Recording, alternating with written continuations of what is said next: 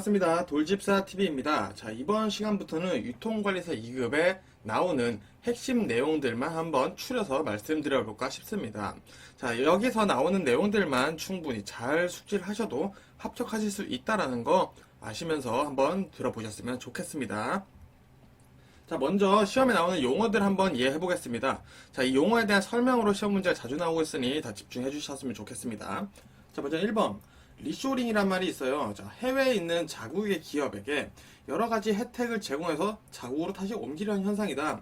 자, 해외에 있는 우리 회사가 있는데, 이 회사에게 다시 혜택을 제공을 해서 우리 회사로 다시 돌아와서, 우리나라로 다시 돌아와서 일을 하게 하려는 것이다. 라는 개념 잡아주시면 되겠고요. 자, 오프쇼링은 그럼 반대겠죠? 사업체를 인건비가 더 싼 나라에 있겠죠? 우리나라 기준으로 봤을 때는 뭐 중국이나 인도, 브라질 이런 것들이 있겠죠. 자, 이런 곳으로 사업체를 인건비가 더 싼 나라로 옮기는 작업을 오프쇼링이라고 한다. 보시면 되겠고요.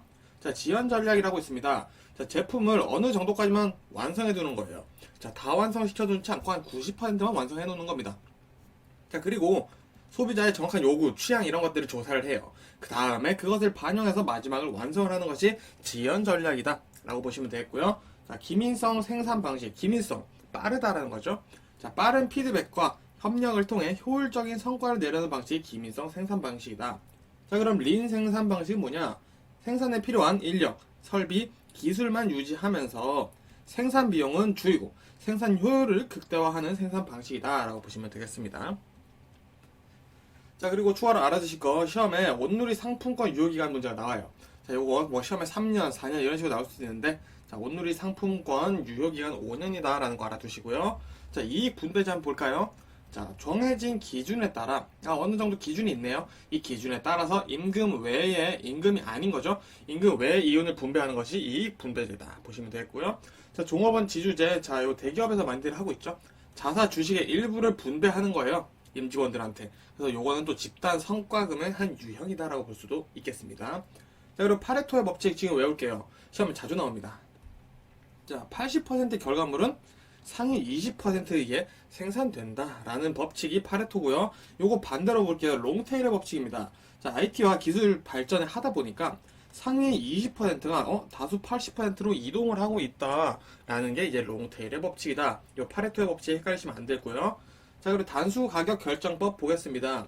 자, 경쟁보다는 마지노선이다. 네, 이 물건은 정말 더 이상 깎을 수는 없는 마지노선이에요. 라는 가격의 느낌을 주는 거예요. 예를 들어서 9,900원이다. 만원을 하는 것보다 9,900원. 진짜 깎을 만큼 깎았습니다. 이런 느낌을 준다는 거죠. 자, 그리고 B2B, 기업과 기업 간의 전자상거래죠. C2B, 개인과 기업 간의 인터넷 비즈니스입니다. 자, C는 그럼 개인이고 B는 기업이라는 거 아시겠죠? 자, 그리고 IoT. 여러 사물의 센서나 통신 기능을 내장해 인터넷과 연결 사용하는 기술이다. 자, 가전제품의 블루투스, 뭐 스마트 제품 이런 것들이 이 기술에 해당되겠죠. 자, 그리고 통로 대면 보관. 자, 말 그대로예요. 통로에 물건을 보관하는 거예요. 왜? 물품을 효율적으로 보관하기 위해서 이렇게 한다. 보시면 되겠습니다. 자, 해칭 보겠습니다. 자, 가격 변동에 대한 위험을 최소화하는 거. 가격 변동에 대한 위험을 최소화한다. 위험을 최소화하는 것이 해칭이다. 자, 그리고 통합. 문제의 본질을 파악해서 서로의 이익을 만족하는 대안을 도출하자. 뭔가 합쳐지는 게 아니죠. 자, 대안을 도출하자라는 거죠. 자, 갈등 회피 말 그대로 회피하는 거예요. 근데 언제? 자신에게 유리한 이익이 있는 경우 문제를 모른 척한다. 회피를 해버린다라는 거죠. 자, 그리고 요 버디백. 우리 버디버디 기억하시는 분들 계실까요? 자, 버디버디 날아다니죠. 그래서 버디백은 항공기와 화물이 합쳐진 겁니다. 자, 피쉬백. 우리 피쉬 물고기죠. 자, 여기서 물론 스펠링은 다르지만 우리 피쉬 물고기를 잡으려면 배를 타고 나가죠. 그래서 선박과 화물이 합쳐진 게 피쉬백이다. 자, 그리고 피기백. 자, 피그 비슷하죠. 자, 돼지는 우리가 서부 영화 같은 거 보면은 왜 화물에 실어서 철도에 실어서 엄청 많이 수송을 하잖아요. 자, 그렇듯이 피그는 철도로 운반하는 게 좋다. 이렇게 암기해 주시면 되겠습니다. 자, 그리고 추가로 더블 스택 트레인이라는 게 있어요. 자, 철도에서 요건 철도 용어입니다. 트레인이니까 컨테이너를 2단으로 적지 않은 화차를 우린 더블 스택 트레인이라고 할 거고요. 파이프라인은 가스나 액체로 된 화물을 수송하는 방식이다. 즉 파이프라인은 여기서 추가로 알아두실 거. 자, 비용이 상당히 높다 라는 거 같이 알아두시면 되겠습니다. 그리고 정량적 척도 한번 보겠어요. 정량, 양이죠. 객관적인 수량으로 측정을 합니다. 여기서 특징은 뭐냐? 숫자 사용이 많다는 거죠. 양을 정해야 되니까. 그래서 정성적 척도입니다. 성. 자, 이 성에서 이제 주관적인 견해로 측정을 한다라는 뉘앙스 알아두시면 됩니다. 그래서 이 정성적 척도는 토론이나 회의를 해서 정한다라는 거 알아두시면 되겠습니다. 자, 그러면 이제 또 시험에 자주 나온 친구들이 이제 한번 보도록 하겠습니다. 자, 한정 기능 도매상, 한정 서비스 도매상 이렇게 나올 수도 있어요. 자, 요 5개만 알아두시면 됩니다. 자, 먼저 현금 무배달 도매상, 자, 캐시 도매상이라고도 합니다. 자, 무조건 현금 지불만 해요. 현금 지불을 거래를 합니다. 그리고 배달은 하지 않는다. 이 특징 가지고 있고요. 자, 트럭 배달 도매상이에요. 말 그대로입니다. 트럭을 타고 다니면서 판매도 하고 배송도 하는 부분이고 있고요. 자, 여기서 간단한 자파, 재가류, 뭐 우리 양말 파시는 분들도 많이 계시죠. 자, 이런 것들을 공급한다. 그리고 진열 도매상, 자, 말 그대로예요. 도매상이 진열을 해주는 겁니다. 자, 대신 그 진열 때에 어떻게 프로모션을 할 건지 이런 것도 다 정해주는 것이 이제 진열과 재고 관리를 동시에 하는 진열대를 이용하는 진열 도매상이다 보시면 되겠고요. 자, 우편 주문 도매상은 자, 이 소매상들의 카탈로그를 줘요. 상품을 주는 게 아니라 카탈로그를 주고, 자, 이 카탈로그에서 마음에 드는 거 주문하시면 제가 가져다 드리겠습니다 라고 얘기를 하는 게 우편 주문 도매상이다 보시면 되겠고요. 자, 그리고 직송 도매상 보겠습니다. 자, 이 직송 도매상들은 재고를 보유하거나 운송을 하지 않아요. 자, 대신 어떻게 하냐? 공급자나 생산자가 소매상에게 바로 운송하게 하는 녀석이 아니라 역할을 하는 게 이제 직송 도매상이다 라고 요 5가지 꼭 외워두시면 될 것 같습니다. 자, 도매상의 기능 보겠습니다. 자, 도매상의 기능은 제조업자를 위한 기능과 소매상을 위한 기능 2가지로 볼 수 있는데요. 시험에 둘 다 자주 나오고 있습니다. 그래서 도매상의 기능 중에 제조업자를 위한 기능은 생산품 판매, 재고 관리, 시장 정보 전달, 소비자에게 서비스 제공 등을 하고요. 자, 도매상의 소매상에게 뭐하냐? 상품을 공급하겠죠. 그리고 구색 갖춤, 그리고 금융 서비스를 지원. 어떻게 하죠? 그래서 소매상을 지원해 주는데 기술 지원, 서비스 제공 뭐 이런 것들도 해줍니다.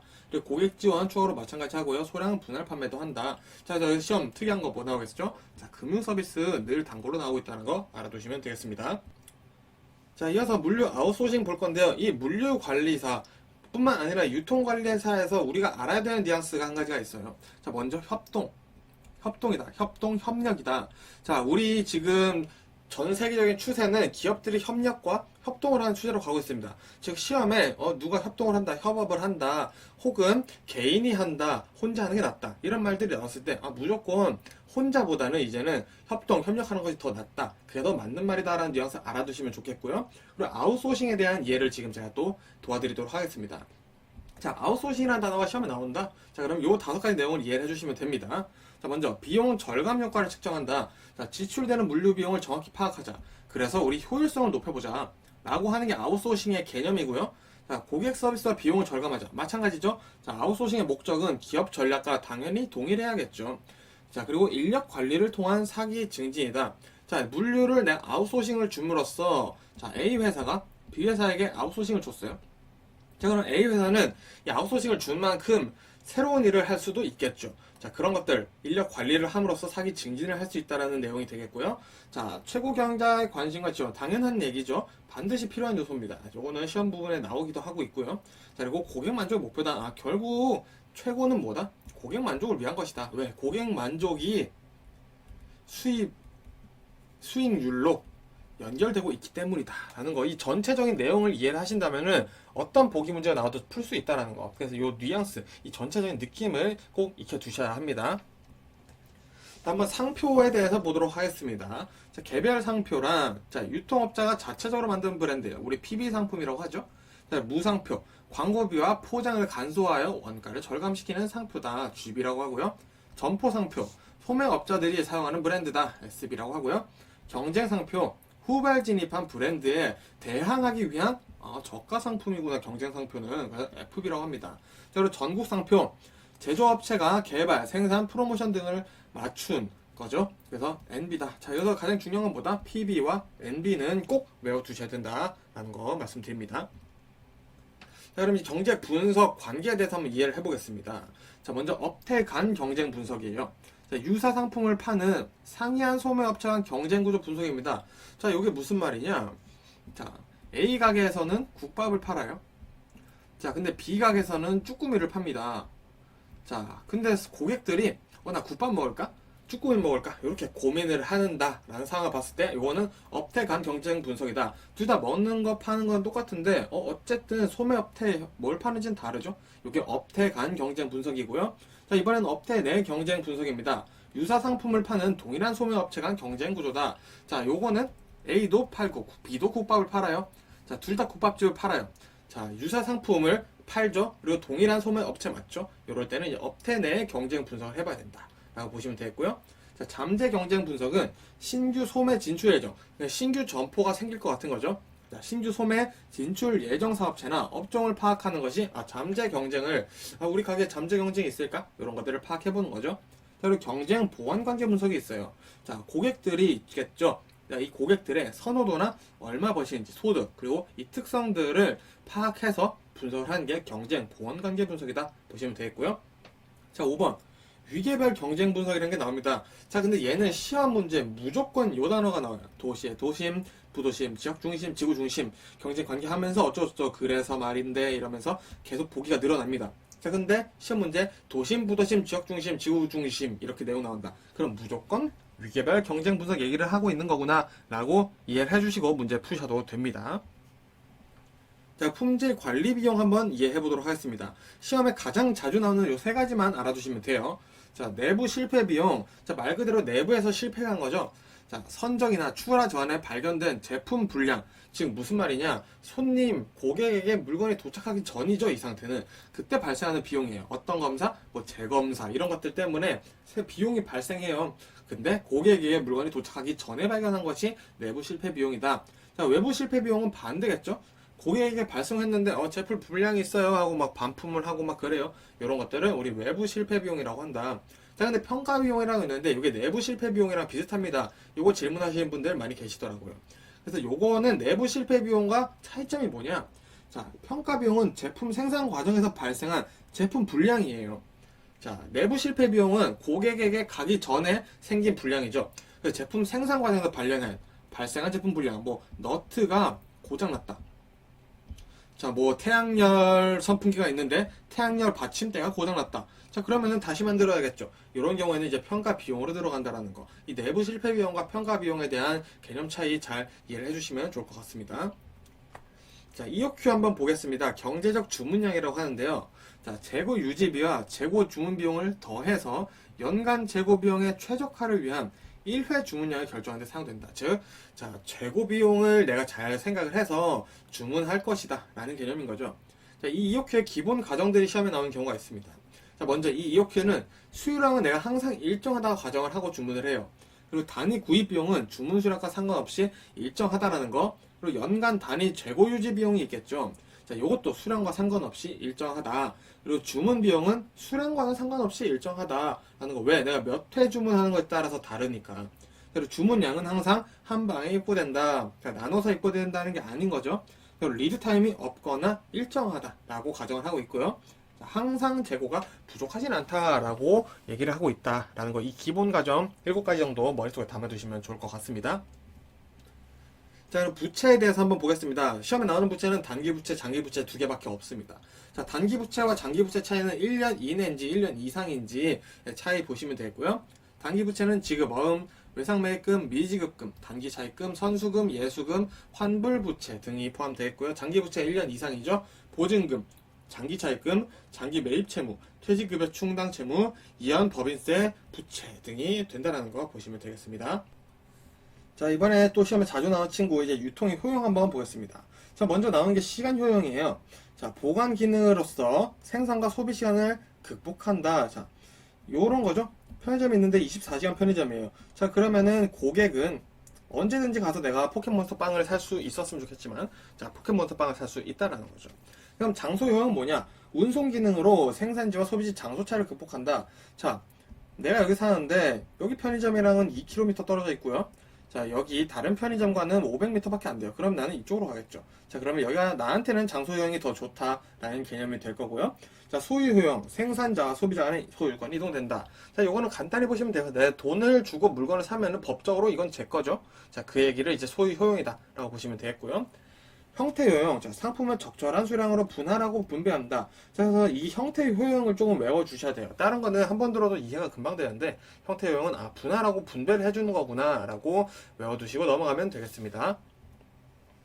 자, 정량 주문과 정기 주문 한번 이해해 볼게요. 자, 양과 기한이죠. 자, 그래서 정량 주문법 보시면은, 자, 먼저 우리가 주문 시기가 중요하지 않겠죠.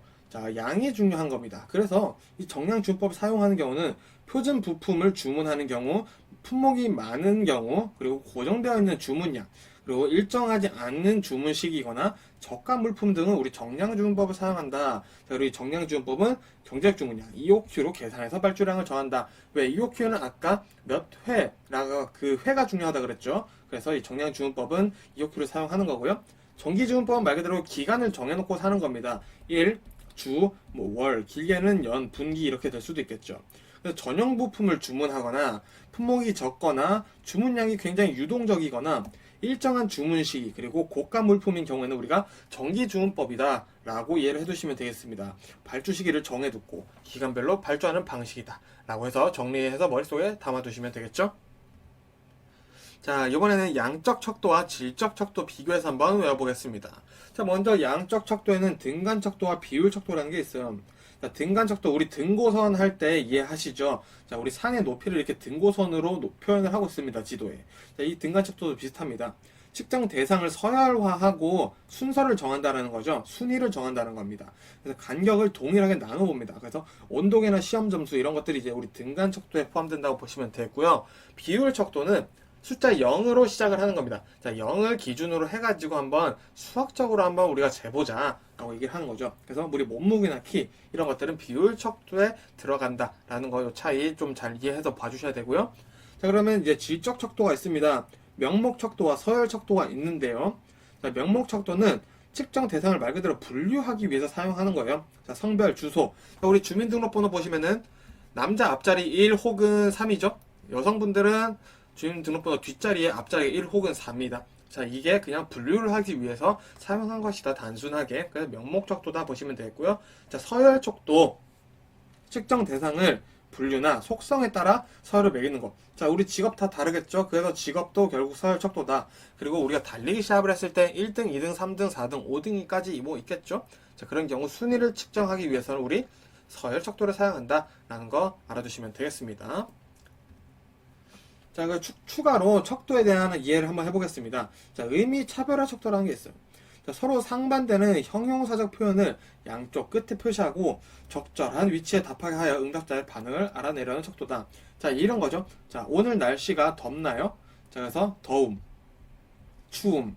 자, 이렇게 해놓고 이제 요 사이에 어느 쪽에 해당을 하는지 응답자의 반응을 보겠다는 게 의미 차별화 척도다 보시면 되겠고요. 리커트 척도 보겠습니다. 자, 특정 대상에 대한 개인의 태도, 즉 생각이나 지각, 감정 등을 측정하는 데 사용되는 척도의 한 유형이다 보시면 되겠습니다. 예를 들어 볼까요? 자, 체벌에 대해서 어떻게 생각하십니까? 자, 찬성이 있겠죠? 반대가 있을 수도 있고요. 중립 등 이런 입장을 우리가 알아낼 때는 우리 리커트 척도를 사용한다 라고 이해를 해주시면 될 것 같습니다. 자, 이어서 성과 평가 방법 한번 보겠습니다. 마찬가지 지금 뭐 제가 말씀드린 내용들은 시험에 이미 한 번 이상 출제된 내용들이기 때문에 무조건 외워두셔야 됩니다. 자, 1번 단순 서열법. 자, 서열 아까 뭐라 그랬죠? 자, 우리 분류 그리고 순위를 정하는 거라고 그랬죠. 그래서 평가 직무의 기술서의 내용으로 직위에 서열을 두는 거다. 그렇구나. 누가 더 잘했는지 단순하게 서열을 하는 거죠. 쌍대 비교법. 비교를 해야 되는 게 두 개가 있어야겠죠. 자, 두 개씩 묶어서 비교를 해가지고 전체 비교가를 통해 직무 가치를 평가를 하는 겁니다. 자, A, B, C, D가 있을 때 일단 A, B 비교하고 C, D 비교하고 그 다음에 또 여기서 A랑 D가 됐으면 또 A, D 비교하고 이렇게 해서 결국 보니까 야, A가 지금 직무 가치가 제일 좋아. 이렇게 비교를 해보는 게 쌍대 비교법이다 보시면 되겠고요. 자, 행위 기준 고가법 볼까요? 자, 피평가자들의 행위를 평가의 기준으로 삼는 법이다. 자, 평가를 받는 사람들, 평가를 받지 않는 사람들이 있겠죠. 그래서 이 사람들의 행위를 이제 평가의 기준으로 잡아보자. 걔는 맨날 하루 아침에 시작하기 전에 사과를 먹어. 자, 얘는 맨날 배를 먹어. 그럼 뭐가 더 좋을까? 아, 사과를 먹는 게 좋다라는 걸로 우리가 기준을 잡아보자. 그걸로 평가를 한번 해보자. 이렇게 얘기를 한다라는 게 행위기준 고가법이다. 보시면 되겠고요. 자, 행동 관찰 척도법은 말 그대로겠죠. 이번엔 행동을 그냥 관찰하는 겁니다. 자, 어떻게 하는지, 자, 피평가자들에게, 자, 우리 오늘부터 이거 할 건데, 자, 이거 할 때 한번 자유롭게 해보세요. 하고, 이제 그거를 얼마나 잘하는지, 얼마나 잘 수행을 하는지 이런 것들을 관찰해서 평가를 하는 게 행동 관찰 척도법이다. 보시면 되겠습니다. 그리고 강제 배분법이 있어요. 이 강제 배분법은 S, A, B, C 등급으로 평가를 하는 건데요. 자, 구성원의 성과가 다양한 분포를 보일 때 사용을 하면 좋다라는 거, 요 내용만 이해를 해주셔도 충분히 된다라는 거 알아두시면 되겠습니다. 자, 이번엔 조직 구조에 대해서 한번 이해해 보겠습니다. 시험에 나온 조직 구조는 크게 5가지가 있어요. 자, 먼저 라인 스태프 조직입니다. 자, 라인이라는 건 이렇게 쭉 있는 거 구조겠죠? 근데 이 라인 스태프는 자, 요 중간중간에 스태프가 하나씩 있다고 껴주면 됩니다. 스태프는 뭐 직원이라고 보셔도 되겠죠? 자, 그래서 이 라인 조직을 보완하는 형태인데, 자, 이 스태프를 추가한 거예요. 그래서 스태프가 이제 분석, 조언, 보조의 성격을 가진다는 거죠. 자, 라인 조직을 한번 이해해 볼까요? 자, 권한과 책임의 소재가 분명한 관리자가 지시를 하는 거죠. 야, 이거 이렇게 해야 돼 라고 쭉 내려버리는 겁니다. 자, 그래서 라인 조직은 그냥 권한을 가진 통솔력이 있는 관리자에 의해서 조직되어 있는 거죠. 자, 근데 라인 스태프 조직은 요 사이에 이제 스태프들이 있어서 그렇게 하시면 안 됩니다. 요 부분은 이게 더 좋습니다. 이렇게 얘기를 해주고 조언을 해주는 게 라인 스태프 조직이다 라고 이해를 해주시면 되겠죠. 자, 그리고 프로젝트 조직이 있어요. 자, 요거는 프로젝트를 달성하기 위해서 일시적으로 모인 조직이죠. 그래, 우리 프로젝트 팀이다 이렇게 얘기하기도 하죠. 그리고 매트릭스 조직입니다. 전통적 조직이나 관료적 조직의 병폐를 극복하기 위해 프로젝트 조직의 성격이 들어있다. 프로젝트 조직 성격 플러스 조직의 병폐를 극복하는 건 뭐다? 매트릭스 조직이다. 이렇게 이해해 주시면 되겠죠? 자, 그리고 네트워크 조직. 독립된 부서들이 각자 기능을 수행하면서 프로젝트 수행을 위해 상호 협력하는 조직이다. 자, 네트워크 조직은 그런 프로젝트 수행을 위해서 모인 조직은 아니죠. 각자 할 거 하면서 우리 프로젝트 수행도 한번 같이 해보자. 이런 느낌이 들어가 있다는 거죠. 그래서 이 3번, 4번, 5번 내용은 조금 뭐가 다른지 이 정도만 이해를 해주시면 금방 암기가 되실 겁니다. 자, 그럼 끝으로 이제 포터의 가치 사슬 분석, 산업 구조 분석 한번 보도록 하겠습니다. 자, 먼저 포터의 가치 사슬 분석이란 본원적 활동과 보조적 활동이 있습니다. 자, 본원적 활동이 그럼 더 중요하다라고 볼 수 있겠죠. 자, 본원적 활동에는 구매, 물류 투입, 서비스 활동, 생산, 운영 등이 있습니다. 자, 그러면은 보조적 활동은 이 본원적 활동을 하기 위해서 말 그대로 보조가 되는 활동들이에요. 그래서 우리 기술 개발, 인적 자원 관리, 구매 활동, 전산 정보, 회계 이런 것들이 있어야지 결국에는 우리가 뭐 물류를 수입하던가 뭐 물건을 파던가 생산 시설을 돌리던가 이런 것들을 할 수가 있겠죠. 그래서 이것도 이해해 보시면은 이런 느낌이 있구나. 그 정도 알아두시고 이제 단어 정도만 외워주시면 되겠죠. 자, 그리고 이제 산업 구조 분석을 어떻게 했는지 한번 보겠습니다. 자, 포터는 수평적 경쟁 요인과 수직적 경쟁 요인이라고 했습니다. 그리고 말 그대로 수평적이라는 거는 우리가 동일한 선상에 있는 거예요. 국밥집이랑 뭐 쭈꾸미집 그리고 고깃집 이렇게 있으면 이제 수평적인 경쟁 요인이라고 볼 수 있겠죠. 그래서 이 수평적 경쟁 요인은 일단은 대체제. 내가 국밥을 먹지 않았을 때 쭈꾸미를 먹을 수 있는가? 그럼 경쟁이 될 수 있겠죠. 그리고 내가 국밥집을 하고 있는데 옆에 또 다른 국밥집이 생길 수 있지는 않을까라는 것도 경쟁 요인이 될 거고요. 그리고 내가 국밥집을 차리려고 하는데 이미 이 동네에는 국밥집이 있네. 그러면 경쟁 요인이 되지 않을까? 이렇게 고민을 해보시면 금방 외워지실 거예요. 자, 그러면은 수직적 경쟁 요인은 말 그대로 위아래겠죠. 자, 뭐 공급자, 제조업자, 뭐 그리고 있겠고요. 그리고 소매자, 소매업자도 있을 거예요. 그리고 우리 구매자, 우리는 구매자죠. 자, 요런 상하로 움직이는 거죠. 유통 경로가 아예 다른 겁니다. 그래서 우리 공급자와 구매자가 경쟁을 할 수 있다. 이렇게 나뉘어진다. 산업 구조는 이렇게 나눠지기도 한다라는 거 이해를 해두시면 됩니다. 자, 이 산업 구조 분석 같은 경우는 이제 시험에 수직적 경쟁 요인이 아닌 것은 혹은 수평적 경쟁 요인이 아닌 것은 이런 식으로 시험 문제가 출제되고 있으니 꼭 다 같이 한번 외워주시면 좋을 것 같습니다. 뭐 사실 굳이 외우시지 않더라도 이해를 해서 문제를 보면서 푸는 것도 충분히 가능하니까 꼭 암기를 하지 않으셔도 이해를 하는 게 정말 이 유통관리사 시험은 중요하다라는 거 다시 한번 말씀드리고 싶고요. 제가 지금까지 말씀드린 내용 시험에 1회 이상 출제된 내용들이기 때문에 또 제가 직접 정리한 내용들이라서 요 내용들은 시험에 나올 가능성이 상당히 높기 때문에 꼭 내가 중요도를 두지 말고 다 공부를 하시길 바랍니다. 자, 그러면 저는 또 다음 영상으로 인사드리도록 하겠습니다. 고생 많으셨습니다. 반갑습니다. 돌집사TV입니다. 자, 이번 시간에 지난 시간 이어서 1과목 계속 보도록 하겠습니다. 자, 먼저 이번 시간에도 용어 한번 더 이해해 보도록 하겠습니다. 자, 먼저 거시적 환경이란 정치, 사회, 경제, 기술적, 시장 환경 요인이다 라고 보시면 되겠고요. 미시적인 그거보다 좀 더 작겠죠? 그래서 경쟁사, 중간사, 그리고 고객 단체 등의 환경 요인이 이제 미시적이다. 거시적, 미시적 이제 차이 물어보는 시험 문제 나오고 있으니까 알아두시면 되고요. 자, 우리 배닝, 디배닝 한번 외워볼게요. 자, 배닝은 컨테이너에 물건을 넣는 겁니다. 그럼 디배닝, D 들어갔으니까 반대겠죠? 자, 컨테이너에 물품을 빼는 것을 디배닝이다 라고 이해를 해주시면 되겠고요. 자, 체화재고란 물건이 생산자나 소매인의 수중에 정체되어 있는 재고예요.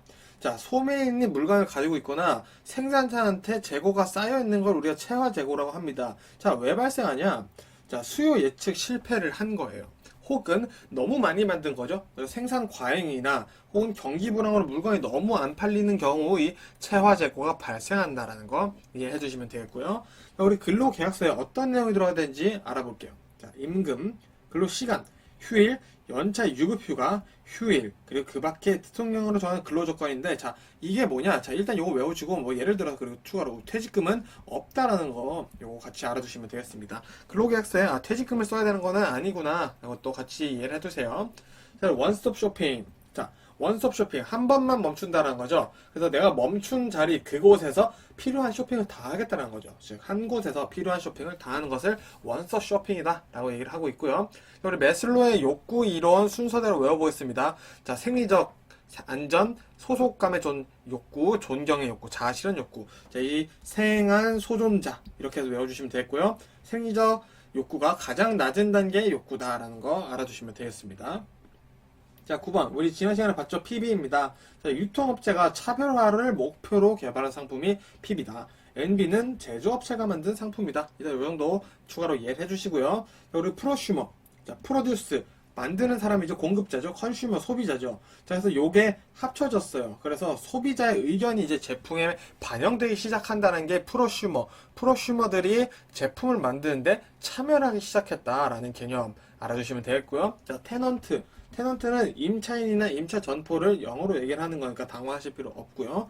자, 테넌트 믹스. 자, 테넌트, 아까 임차인은 임차 전포라고 말씀드렸죠. 그래서 이 테넌트 믹스라는 거는 테넌트끼리 경쟁하지 말고, 자, 우리 진짜 경합상대인 쇼핑센터 이런 데 우리가 경쟁력을 강화해서 싸우자, 이렇게 얘기를 하는 게 테넌트 믹스입니다. 즉, 야, 우리끼리 싸우지 말고 옆에 있는 백화점이랑 싸우자니까, 이렇게 얘기를 하는 게 테넌트 믹스다 라고 알아두시면 되겠고요. 자, 그리고 각지, 획지 말씀드릴 건데요. 자, 각지는 2개 이상의 도로가 교차하는 획지예요. 자, 그렇다면은, 자, 이면각지. 자, 2개 이상, 2개의 도로가 교차했다? 그러면 면이 2개니까 이면각지.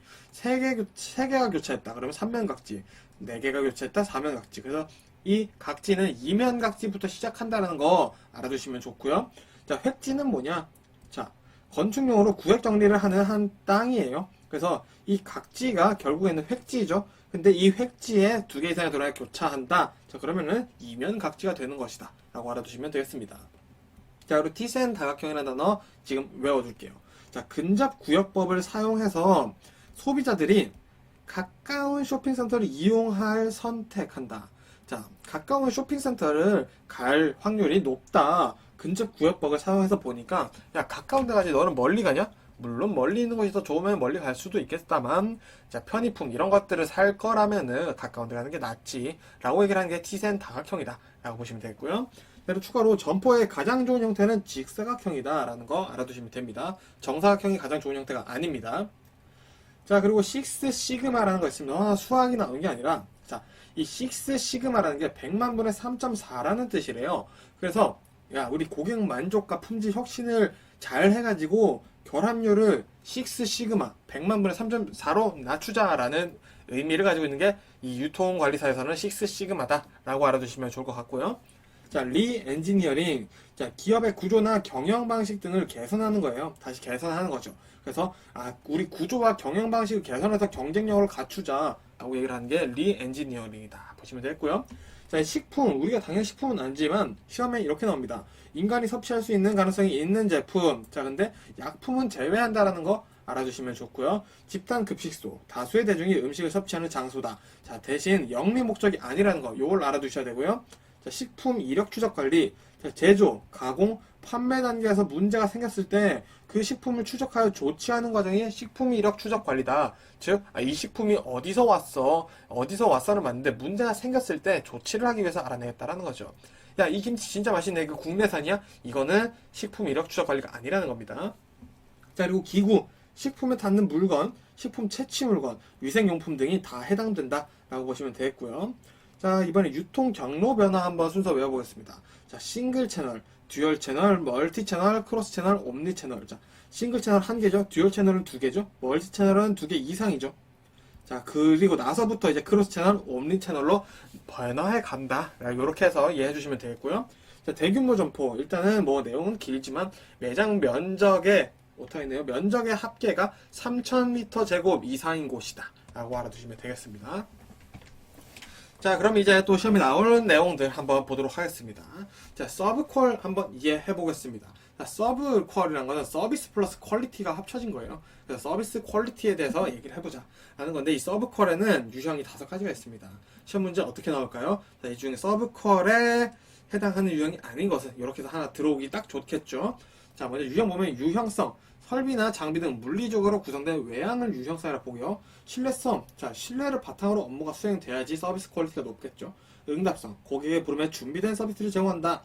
확신성, 고객에게 직원들의 능력이나 예절을 전달하는 거. 우리가 전문가, 이 직원들은 정말 전문가입니다. 이런 것들을 고객에게 느낄 수 있게 해줘야 된다는 거죠. 그리고 공감성, 고객 개개인에게 보내는 직원들의 배려와 관심. 고객님 많이 불편하셨겠어요. 어떡해요. 저희가 도와드리겠습니다. 이렇게 얘기를 하는 것들이 이제 고객에게 공감을 하는 거다라는 거 5가지 이해하시면서 외워보시면 되겠습니다. 자, 손익계산서 시험 문제 간간히 나오고 있습니다. 이 손익계산서에 뭐가 들어가야 되는지 보도록 하겠습니다. 자, 먼저 매출원가, 매출액, 매출총이익. 자, 이렇게 해서 매출 친구들이 있죠. 매출 관련 3인방이 있고요. 그리고 영업이익, 영업외수익, 영업비용. 자, 영업 친구들이 있습니다. 자, 그리고 당기순이익, 판매비, 관리비, 법인세 비용, 차감전 순이익. 자, 그리고 법인세 신고가 있어요.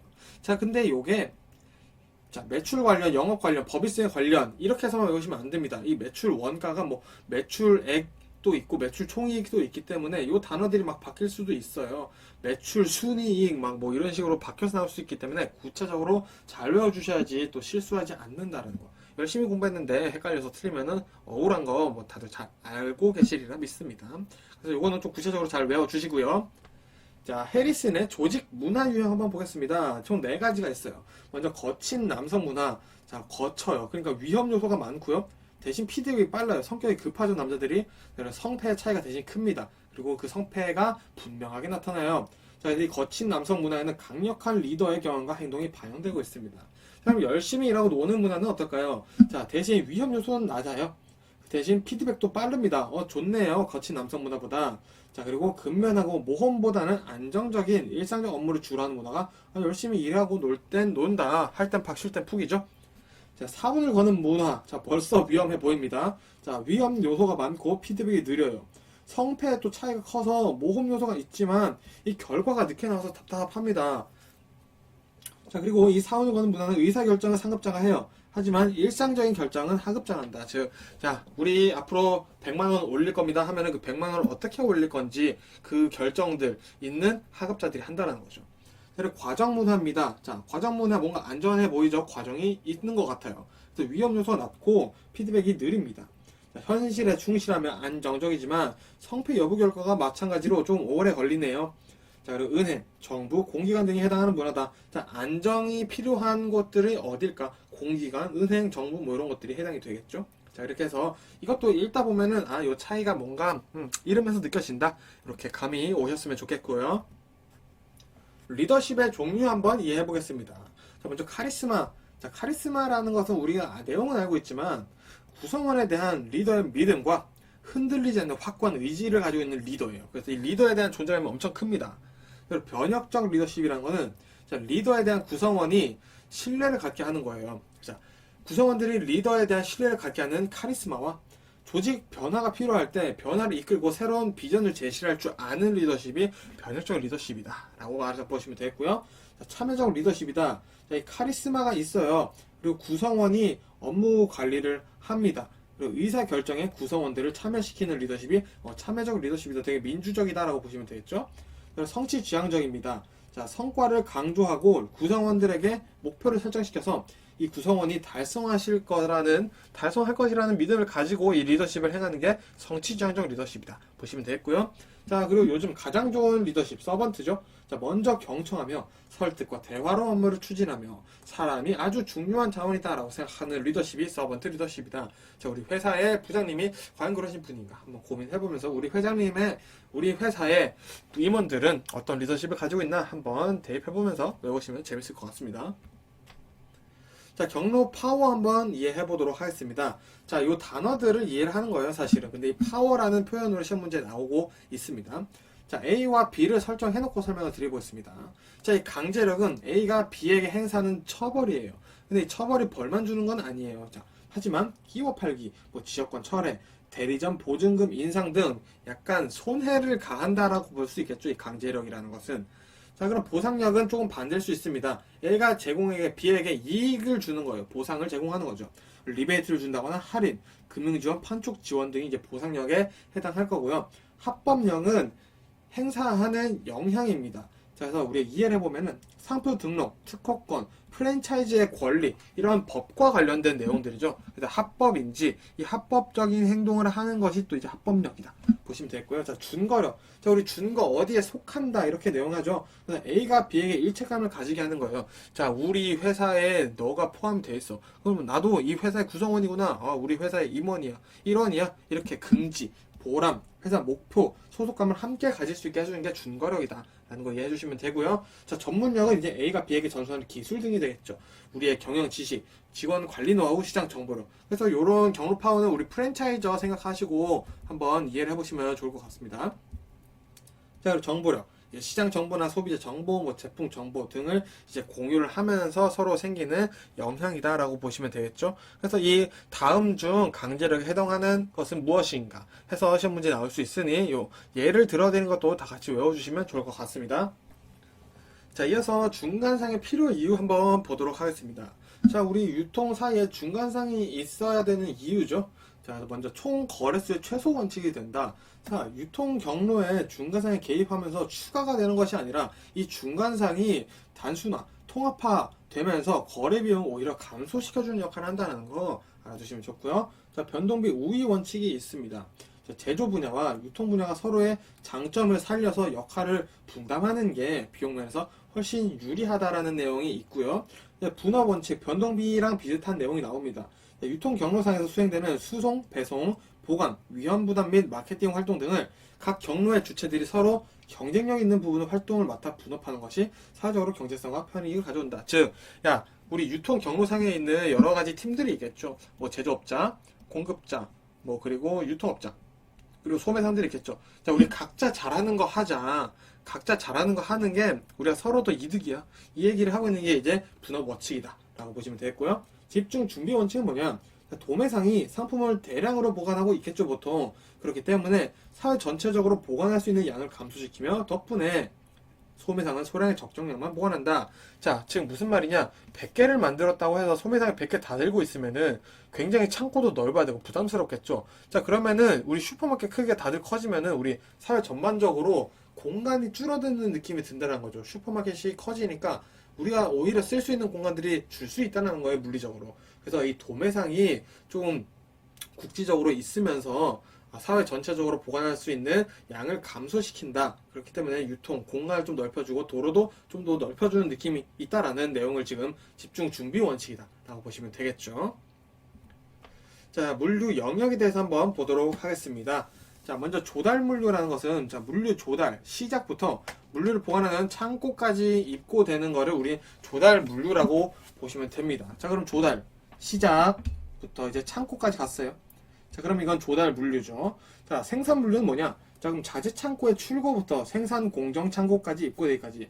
자, 이게 이 창고에 도착을 했어요. 자, 그럼 여기서 이제 뭐 제조를 하는 곳이에요. 자, 여기서 볼트 1000개가 필요합니다. 자, 그럼 여기서 이제 제조하는 곳으로 갑니다. 자, 생산하는 곳으로 가는 거죠. 자, 여기까지 가는 것을 이제 생산 물류다. 생산을 하기 위해 우리가 물류를 해주는 거죠. 자, 그럼 반품 물류는 뭐냐? 자, 이건 단순히 소비자가 반품이나 교환을 하기 위해 우리가 유통업자들이 하는 물류 활동이라고 보시면 되겠고요. 자, 폐기 물류, 파손 또는 진부화 등으로 제품이나 상품 또는 포장 용기를 소멸시키는 물류 활동이다. 자, 포장만 뭐 부셔져서 다시 재포장해야 되는 경우도 생기겠죠. 이런 것들도 폐기 물류에 들어간다 보시면 되겠고요. 회수 물류는 자, 우리가 화물 같은 거 팔레트 이렇게 나무 팔레트 깔아서 위에다가 벽돌 같은 거 막 싸서 운반을 하죠. 자, 그럼 이 팔레트 다시 가져와야겠죠. 그리고 컨테이너 안에 물건을 넣었어요. 이 컨테이너도 다시 가져와야겠죠. 자, 요런 회수를 하는 게 이제 회수 물류다. 그래서 반품 물류랑 회수 물류랑 헷갈리시는 분들 간혹 계시더라고요. 자, 그 차이 잘 이해해 주시면 좋을 것 같고요. 자, 그리고 판매 물류는 뭐냐? 자, 물류의 최종 단계죠. 제품을 소비자에게 전달하는 것, 수송, 배송 활동 다 포함되는 것이 이제 판매 물류다라고 이해해 주시면 되겠습니다. 자, 이어서 보겠습니다. 기업의 성장 전략 한번 이해해 보겠습니다. 자, 네 가지밖에 없어요. 자, 먼저 다각화 전략이란 자, 내가 신제품으로 신시장을 진입하겠다. 제품 개발 전략은 신제품으로 기존 시장에 진입하겠다. 시장 개발 전략은 기존 제품으로 신시장에 진입하겠다. 시장 침투 전략은 기존 제품으로 기존 시장에 진입하겠다. 라는 이 차이, 요것만 충분히 외워주시면 됩니다. 그래서 신제품이냐 기존 제품이냐 이걸 가지고 어디 갔냐, 신시장 가느냐 기존 시장 가느냐 이렇게만 외워주시면 되겠죠. 자, 이번엔 기업의 경영 전략 한번 이해해 볼게요. 세 가지가 있습니다. 자, 먼저 합작 투자가 있습니다. 자, 2개 이상의 기업이 어느 기업에 공동으로 참여하여 함께 경영, 운영을 해서 이익을 효율화를 하겠다는 거죠. 자, 이거 그냥 뭐 읽어보셔서 외우시면 되고요. 자, 우리 중요한 거 후방통합, 전방통합입니다. 자, 먼저 전방통합 먼저 볼게요. 자, 유통경로상에서 기업이 현재 차지하고 있는 위치에 다음 단계를 차지하고 있는 경로 구성원을 자본적으로 통합하려는 전략이다. 자, 예를 들어서 A가 있습니다. A 단계, B 단계, 뭐 C 단계 이렇게 가서 D가 있으면 이 A가 B에 하는 것도 하려고 통합을 해버리는 거죠. 예를 들어서 뭐 A가 제조업체입니다. 제조업체고 B가 예를 들어서 뭐 유통업체라고 볼게요. 자, 그럼 이 제조업체가 자, 우리 다음에 유통을 이제 맡겨야 되는데 유통도 우리가 해버릴까라고 생각하는 게 이제 전방통합이다라는 개념 잡아보시면 됩니다. 자, 그럼 이 후방통합은 뭐냐? 전방통합의 반대 개념이죠. 자, 기업이 현재 차지하고 있는 위치에 이전 단계를 자본으로 통합하는 경영 전략입니다. 자, 유통업체예요. 자, 여기서 이제 유통이 소매로 갖다 줍니다. 자, 근데 이 유통업체가 야, 생각해보니까 우리가 제조까지 해버리면 더 좋겠는데? 그래서 우리 제조업체 이거 우리 자본으로, 자본이 돈이죠? 돈으로 그냥 통합해버리자 라고 얘기를 하는 게 후방통합이다. 그래서 이 순서의 차이다, 방향의 차이다, 그거밖에 없다 라고 보시면 되겠습니다. 자, 산업 매력도 평가 요인하는 세 가지 한번 보도록 하겠습니다. 자, 외형적 있고요, 구조적 있고, 환경적 요인이 있는데요. 자, 뭐가 있는지 보겠습니다. 자, 이 외형적 요인은 시장 규모, 크기, 규모죠. 그리고 잠재력, 성장률, 판매량, 그리고 경쟁 기업이 얼마나 있는지가 이제 외형적 요인이 되겠고요. 자, 구조적 요인은 뭐냐? 잠재적 진입자의 위험, 대체제의 위험, 그리고 시장 내 경쟁 분석이다. 자, 이 구조적인 거 보니까 약간 보니까 신규 점포가 생기면 어떡하지? 경쟁에 대한 불안감이 조금 있어요. 이 대체제가 생기는 것도 즉 우리 제품에 대한 경쟁자가 생기는 거잖아요. 그래서 이 구조적 요인은 약간 경쟁에 대한 평가를 하는 것이다 라고 느낌을 받아주시면 되고요. 환경적 요인은 뭐 제도나 법률이 바뀌면은 뭐 물건을 만드는 방법도 바꿔야 될 수도 있겠죠. 그리고 인구가 변화된다. 이런 것들이 이제 산업 매력도를 평가하는데 중요한 요인이 된다라고 이해해 주시면 되겠습니다. 자, 우리 연쇄점 이해해 보겠습니다. 자, 연쇄점이라는 게 사실은 우리 프랜차이즈 개념이에요. 체인점이라고 하죠. 프랜차이즈가 있고, 프랜차이저가 있고, 프랜차이지가 있죠. 자, 프랜차이지는 이제 가맹점이 프랜차이지고, 프랜차이저가 본점이다 라고 보시면 일단 될 것 같고요. 자, 그럼 이 연쇄점, 체인점 한번 이해해 보겠습니다. 자, 먼저 첫 번째 정규 연쇄점입니다. 동일 자본에 속하는 많은 수의 복제 점포가 각지에 분산해 중앙본부의 통제를 받는 대규모 소매 조직이다. 자, 그냥 뭐 일괄적이다. 가장 일반적이다라고 보시면 될 것 같고요. 우리 직영점형 연쇄점입니다. 자, 연쇄점은 연쇄점인데 체인 본부가 직접 운영을 하는 걸 우리 직영점이라고 얘기를 하죠. 그래서 체인 본부가 주로 소매 점포를 직영하되 가맹 계약을 체결한 가맹점에 대한 상품 공급 그리고 경영 지도를 하는 것이다 라고 보시면 되겠고요. 자, 마스터 프랜차이즈. 자, 프랜차이즈인데 뭔가 마스터가 붙어있다. 요거는 해외로 가는 겁니다. 기업이 해외로 진출할 때 해외 현지의 기업과 계약을 맺어 가맹사업 운영권을 판매를 하는 거죠. 자, 네 번째, 조합형 체인. 동일 업종의 소매점들이 중소기업협동조합을 설립합니다. 자, 설립해서 공동구매, 공동판매, 공동시설 활용 등을 수행하는 체인이다. 자, 우리 시험에 공동구매, 공동판매, 공동시설 활용을 수행하는 체인은 조합형 체인이다. 이렇게 나올 수 있습니다. 자, 임의형 체인 연쇄점이죠. 자, 일부 기능을 체인 본사에 위탁하여 프랜차이즈 시스템을 갖추기도 하며 경영의 독립성과 연쇄점화로 얻는 이득을 동시에 얻는다 라고 알아주시면 되겠습니다. 자, 그래서 우리 시험에 나오는 내용들 다 같이 골고루 나오고 있으니까 다 외워주시면 되겠죠? 자, 이번엔 JIT와 JIT2 알아보기입니다. 자, JIT2는 시험에 자주 나오진 않아요. 근데 이 JIT의 개념을 잘 잡아주시기 위해서 JIT2 내용도 한번 비교해서 보겠습니다. 자, 먼저 이 JIT, JIT이라고 하죠. 저는 JIT이라고 합니다. 자, 이 JIT은 Just in Time이에요. 자, 딱 맞는 시간에 적기 공급 생산 시스템이다 라고 보시면 되겠습니다.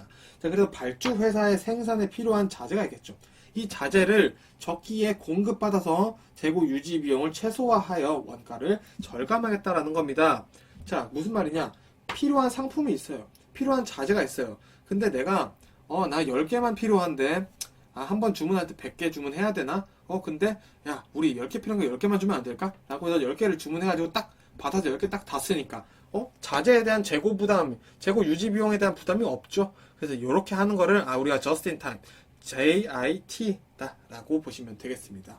그래서 필요 상품이 적시에 도착하므로 제로 재고가 없거나 극소량의 재고를 유지할 수 있겠죠. 그렇다 보면 이제 관리 비용, 재고 유지 비용을 줄일 수 있는 시스템이다. 대신 공급업체에선 재고 유지 비용이 발생하겠죠.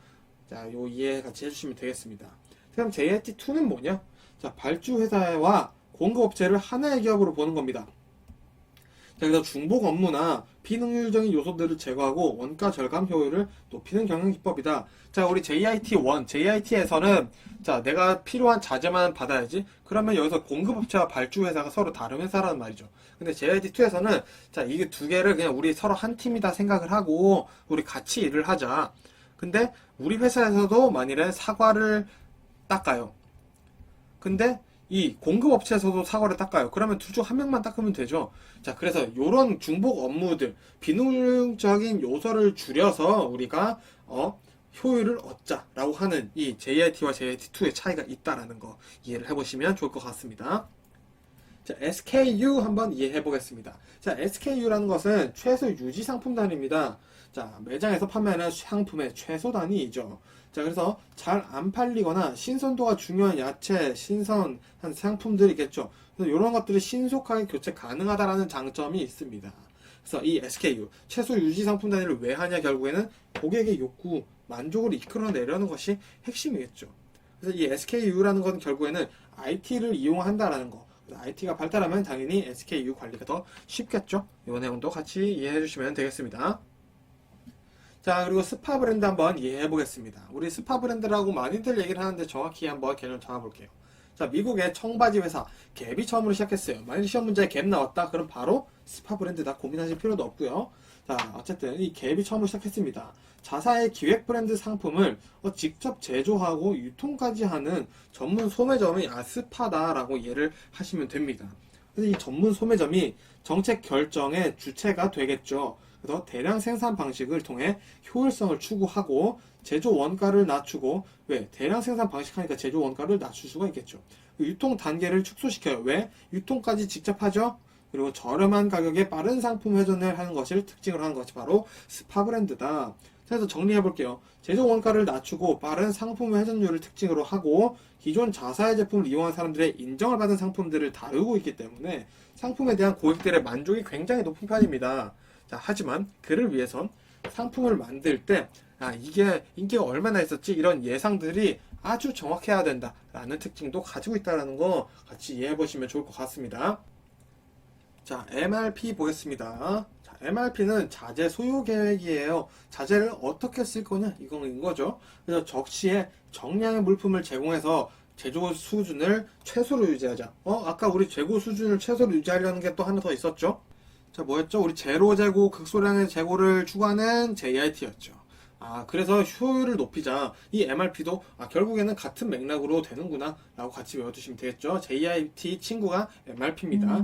그래서 어쨌든 자, 우선순위 계획 및 생산 능력 계획을 수립 및 계획하기가 좋겠죠. 그래서 요거를 통해서 재고 수준 최소를 유지해서 효율을 내겠다라는 거죠. 그래서 이 최종품이 언제 얼마나 필요한지 알면은 언제 주문할지 얼마나 필요한지 당연히 알기 쉽겠죠. 계산하기도 당연히 편할 거고요. 그를 위해서 MRP가 존재한다라는 거 내용 이해해 주시면 되겠습니다. 자, 그리고 끝으로 중요한 이제 채찍 효과 보고 1과목 마무리 해보겠습니다. 자, 먼저 내용상은 이래요. 소비자의 정보가 상부 공급 단계로 갈수록 잘못 전달되는 것이다. 조금 더 읽어볼게요. 정보가 상부로 가면서 왜곡되거나 지연되면서 수요와 재고의 불안정이 확대되는 현상을 말한다. 라는 겁니다. 자, 요거 한번 내용 이해해 보겠습니다. 자, 먼저 제조업체가 있어요. 그리고 유통업체가 있고요. 간단하게 보고 위에서 제가 소매업체 이렇게 있다고 보겠습니다. 그리고 고객이 있겠죠. 자, 요즘 포켓몬 빵이 아주 유행입니다. 그래서 편의점만 가면은 고객들이 막 빵 달라 그래요. 그래서 편의점 분들이 너무 힘들어요. 근데 유통업체 분들이 와서 요즘 포켓몬 빵 어때요? 그러니까 포켓몬 빵이 너무 잘 팔린다고. 그래요? 이러고 유통업체가 돌아갔어요. 돌아가서 이제 유통업체 제조업체를 만났어요. 자, 요즘 포켓몬스터가 인기가 그렇게 많다는데? 이렇게 해버린 거예요. 자, 지금 포켓몬스터 당연히 인기 많지만 지금 포켓몬 빵이 대란이죠. 자, 근데 포켓몬스터를 이해를 해버리고 제조업체에 그렇게 얘기를 해버린 거예요. 제조업체에서 그래서 포켓몬스터가 그렇게 인기라고? 그럼 우리 지금 일본 주식을 사야 되는 거 아니야? 이런 식으로 가버리는 거죠. 우리 일본 쪽으로 뭔가 진출해야겠는데? 이런 식으로 지금 정보가 포켓몬 빵에서 이렇게 엄청 와전되고 있어요. 중간에 사공이 많다 보니까 배가 산으로 가는 거죠. 그러다 보니까 그러면은 빵 100개 만들어줘 라고 고객이 소매점이 빵 100개 정도 있어야 돼 라고 얘기를 했는데 유통업체가 갑자기 뭐 포켓몬스터 피규어 이런 거를 갖다 주는 거예요.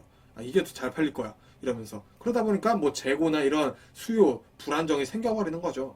그래서 이거를 어떻게 해결하냐, 각 유통 주체들이 있겠죠. 제조업체, 유통업체, 소매업체. 그래서 수요 예측을 공유해야 됩니다. 이 정보를 잘 공유해야 돼요. 확실하게 공유를 해야 된다라는 겁니다. 그래서 이 채찍 효과는 각각의 구성원들이 수요 예측을 각자 자기 마음대로 해버려서 그런 거예요. 그래서 이거를 통일화 시켜주는 방법이 상당히 중요하겠죠. 그래서 이 채찍 효과를 경감시켜 주려면은 불확실성 감소를 위해서 정보 공유를 해준다는 게 중요하고요. EDLP. 자, EDLP라는 것은 Everyday Low Price입니다. 항상 낮은 가격을 팔겠다는 경쟁에 의한 가격 결정 방법이에요. 그래서 이 EDLP를 통해서 수요 관리 전략을 통해서 변동성을 줄이자, 큰 변화의 폭을 줄이자라고 얘기를 하는 거고요. 전략적 파트너십. 자, 파트너십을 하면은 정보 공유가 되겠죠. 그래서 채찍 효과를 감소시키고 리드 타임을 단축시킨다. 왜? 자, 상품 왜곡되면서 지연되기도 하는 거거든요. 그래서 이 리드 타임을 줄이면은 이 지연되는 속도, 그리고 이 지연되는 것이 줄기 때문에 채찍 효과를 경감시킬 수 있다라는 이 전반적인 내용을 이해해 보신다면 채찍 효과에 대한 문제는 뭐가 나와도 당연히 붙일 수가 있을 겁니다. 자, 이렇게 해서 1과목도 어쨌든 마무리 해볼 거고요. 제가 말씀드린 내용들은 시험에 1회 이상 나온 내용들이라고 제가 계속 말씀드리죠. 그래서 꼭 다 암기를 해주셔야 되는 부분입니다. 그래서 쓰면서 공부하시면 가장 좋겠지만 그렇지 않을 경우에는 제 목소리가 조금 별로지만 많이 들어보시면은 또 도움이 되실 겁니다. 자, 그래서 저는 1과목 여기서 마무리 드리고 2과목으로 인사드리도록 하겠습니다. 고생 많으셨습니다.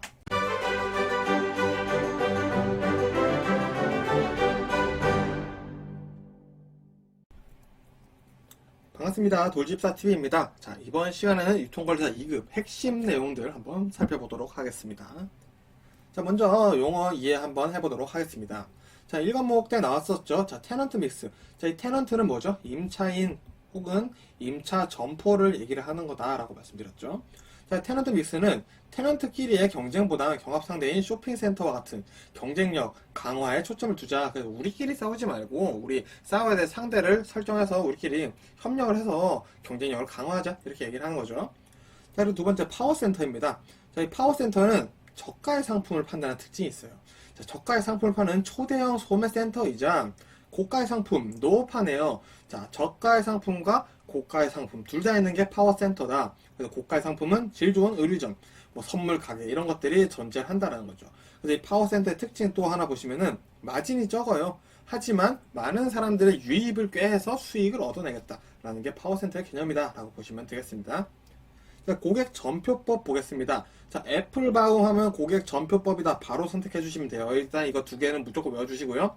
자, 애플바움이 만든 것으로 기존 매장에 들어오는 고객을 무작위로 면접을 합니다. 인터뷰를 해요. 자, 그래서 어디서 오셨는지, 어디 사시는지, 출발지와 거주지를 파악해서 지도에 표시를 하는 겁니다. 그래서 우리 가게에 오는 사람들이 이렇게 분포되어 있구나 라는 것을 알기 위해서 애플바움이 만든 게 바로 고객 전표법이다 라고 알아두시면 되겠고요. 자, 상권 평가 항목과 입지 평가 항목 볼게요. 자, 이 상권이라는 것은 그 점포가 미치는 영향력의 범위라고 볼 수 있겠죠. 그래서 거주 인구, 유동 인구, 경쟁 점포 수 이런 것들이 되겠고요. 입지는 점포의 면적, 층수, 교통망 이런 것들이 들어간다 보시면 되겠죠. 자, 상권 요인과 입지 요인 보시면 좀 더 이해가 더 다시 되실 건데요. 자, 상권 요인 보시면은 상권의 규모, 시장의 규모, 그리고 교통망이 아니라 교통량이죠. 그리고 영업력 등 이런 택배업들이 굉장히 중요한 상권을 가져야 되겠죠. 택배업들이 오히려 상권에 좀 더 중요합니다. 특히 교통량 이런 것 때문이겠죠. 입지 요인은 시계성, 잘 보이는지, 주시성, 그리고 고객 유도 시설이 근처에 있는지, 그리고 고객들이 오게 동선은 어떤지, 도로는 어떻게 되어 있는지 이런 것들이 영향을 많이 받는 거는 이제 음식업이나 의류업들이 영향을 많이 받는다라고 이해해 주시면 되겠습니다. 자, 8번 볼까요? 앵커스토어입니다. 자, 쇼핑몰에 있는 카페, 우리 마트, 영화관 이런 것들 있죠. 이런 것들을 우리 앵커스토어라고 보시면 돼요. 그래서 이 앵커스토어가 있으면은 상점의 입지가 좋아진다 라는 요 뉘앙스로 이해를 해주시면 됩니다. 말이 굉장히 어렵게 풀어져 있기 때문에 이렇게 이해를 해주시는 게 훨씬 더 공부가 도움 되실 거예요. 자, 테넌트 아까 우리가 봤었고요. 자, 그럼 키 테넌트는 뭐냐? 이 테넌트에 키가 붙어 있네요. 자, 상가나 쇼핑몰에 고객을 끌어들이는 핵심 점포다. 우리 테넌트는 임차 점포들을 얘기하는데 그 중에서도 일단 고객을 끌어들이는 인기 좋은 점포가 하나씩이겠죠. 그 핵심 점포를 우리 키 테넌트라고 얘기를 한다 보시면 되겠고요. 자, 그럼 나머지 테넌트 분들이 서브 키 테넌트가 되는 겁니다. 키 테넌트들의 보조 점포가 되는 거죠. 자, 우리 앞집에 있는 국밥집이 너무 잘 돼요. 근데 국밥집에 사람이 너무 많아. 그럼 옆에 있는 국밥집으로 갈 수도 있겠죠. 자, 그럴 때 서브 키 테넌트 역할을 하고 있다 라고 보시면 되겠죠. 자, 그리고 영업이 예의 많이 들어봤는데 우리 한번 개념 잡아볼게요. 자, 한계 이익에서 고정비를 뺀 겁니다. 자, 그럼 한계 이익은 뭐냐? 순매출에서 변동비를 뺀 거죠. 자, 그럼 이 변동비는 뭐냐? 생산이 증가하면 이 변동비가 증가한다라는 개념을 잡아주시면 되겠습니다. 자, 그거는 제가 한계 이익 보면서 설명드릴게요. 자, 우리 한계 이익 보시면 순매출에서 변동비를 빼죠. 자, 근데 이 변동비라는 게 뭐냐? 자, 예를 들어서 와인 한 병을 우리가 1,000원에 팔아요. 근데 변동비가 400원입니다. 자, 그러면은 우리는 얼마라고 볼 수 있겠죠? 600원이 한계 이익이 된다라고 볼 수 있겠죠. 그래서 이 변동비는 늘 바뀔 수가 있는 그런 금액이다 라고 이해를 해주시면 되겠습니다. 한계 비용 볼게요. 생산량이 한 달에 증가할 때 늘어나는 비용의 증가분이다. 자, 무슨 말이냐? 자, 우리 와인 10병 만드는데 1,000원이 들어요. 근데 11병 만드는데 990원이 들어요. 이게 수학 체증의 법칙인 거죠. 많이 만드니까 만드는 비용이 좀 싸진다. 그런데 자, 21병부터 생산가가 1,010원이 돼요. 자, 즉 무슨 말이냐? 한계 비용이라는 것은 생산이 늘면 생산 비용이 줄지만 어느 생산점부터는 증가를 한다라는 특징을 가지고 있어요. 그래서 요 개념 잘 잡아주시면 좋을 것 같습니다. 자, 16번 볼게요. 버퍼입니다. 자, 지도 주변의 거리 단위, 시간을 나타내는 구역이라고 보시면 되고요. 레이어는 지도를 일정한 크기로 나눠 격자 형태로 보는 거예요. 자, 이렇게 있는 거죠. 산이 이렇게 있으면은 강이 이렇게 있고, 산이 이렇게 격자로 나눠서 보는 게 레이어다라고 보시면 되겠죠. 그리고 입지 분석의 5요인 보겠습니다. 접근성, 인지성, 가시성, 호환성, 홍보성 5개 있다 외워주시고요. 자, 자리 권리금, 우리 바닥 권리금은 바닥 피라고도 얘기하죠. 자, 요게 답니다, 이거는. 자, 그리고 아까 파워센터 봤는데 이번 슈퍼마켓 볼게요. 자, 슈퍼마켓은 셀프 서비스와 초염가 판매, 엄청 싸게 판다는 거죠. 중앙 집중에 있어서 구매 방식 등을 가지고 있다 보시면 되겠고요. 하이퍼마켓은 교외에 입지합니다. 중심지에서 약간 떨어져 있다는 뜻이죠. 그래서 5,000에서 10,000제곱미터의 창고 형태를 가지는 아주 큰 마켓이다 보시면 되겠죠. 자, 그리고 아울렛을 보시면은 유명 브랜드나 2월 되는 상품, 재고품, 뭐 하자품, 좀 스크래치 있는 부품 이런 것들을 할인해서 파는 거죠. 그래서 많게는 30에서 70%까지 할인해서 파는 게 아울렛이다 보시면 되겠고요.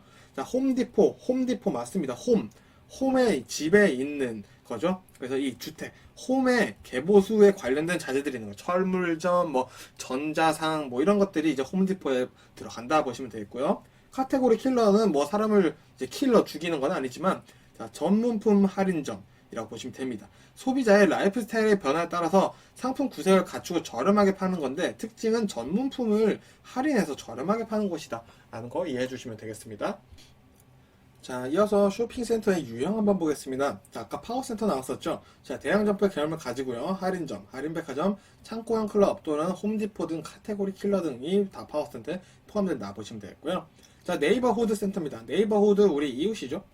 자, 그래서 이웃처럼 고객과 가까운 지역에 위치해서 고객의 일상적인 욕구를 충족하기 위한 쇼핑 장소다 보시면 되겠고요. 커뮤니티 센터.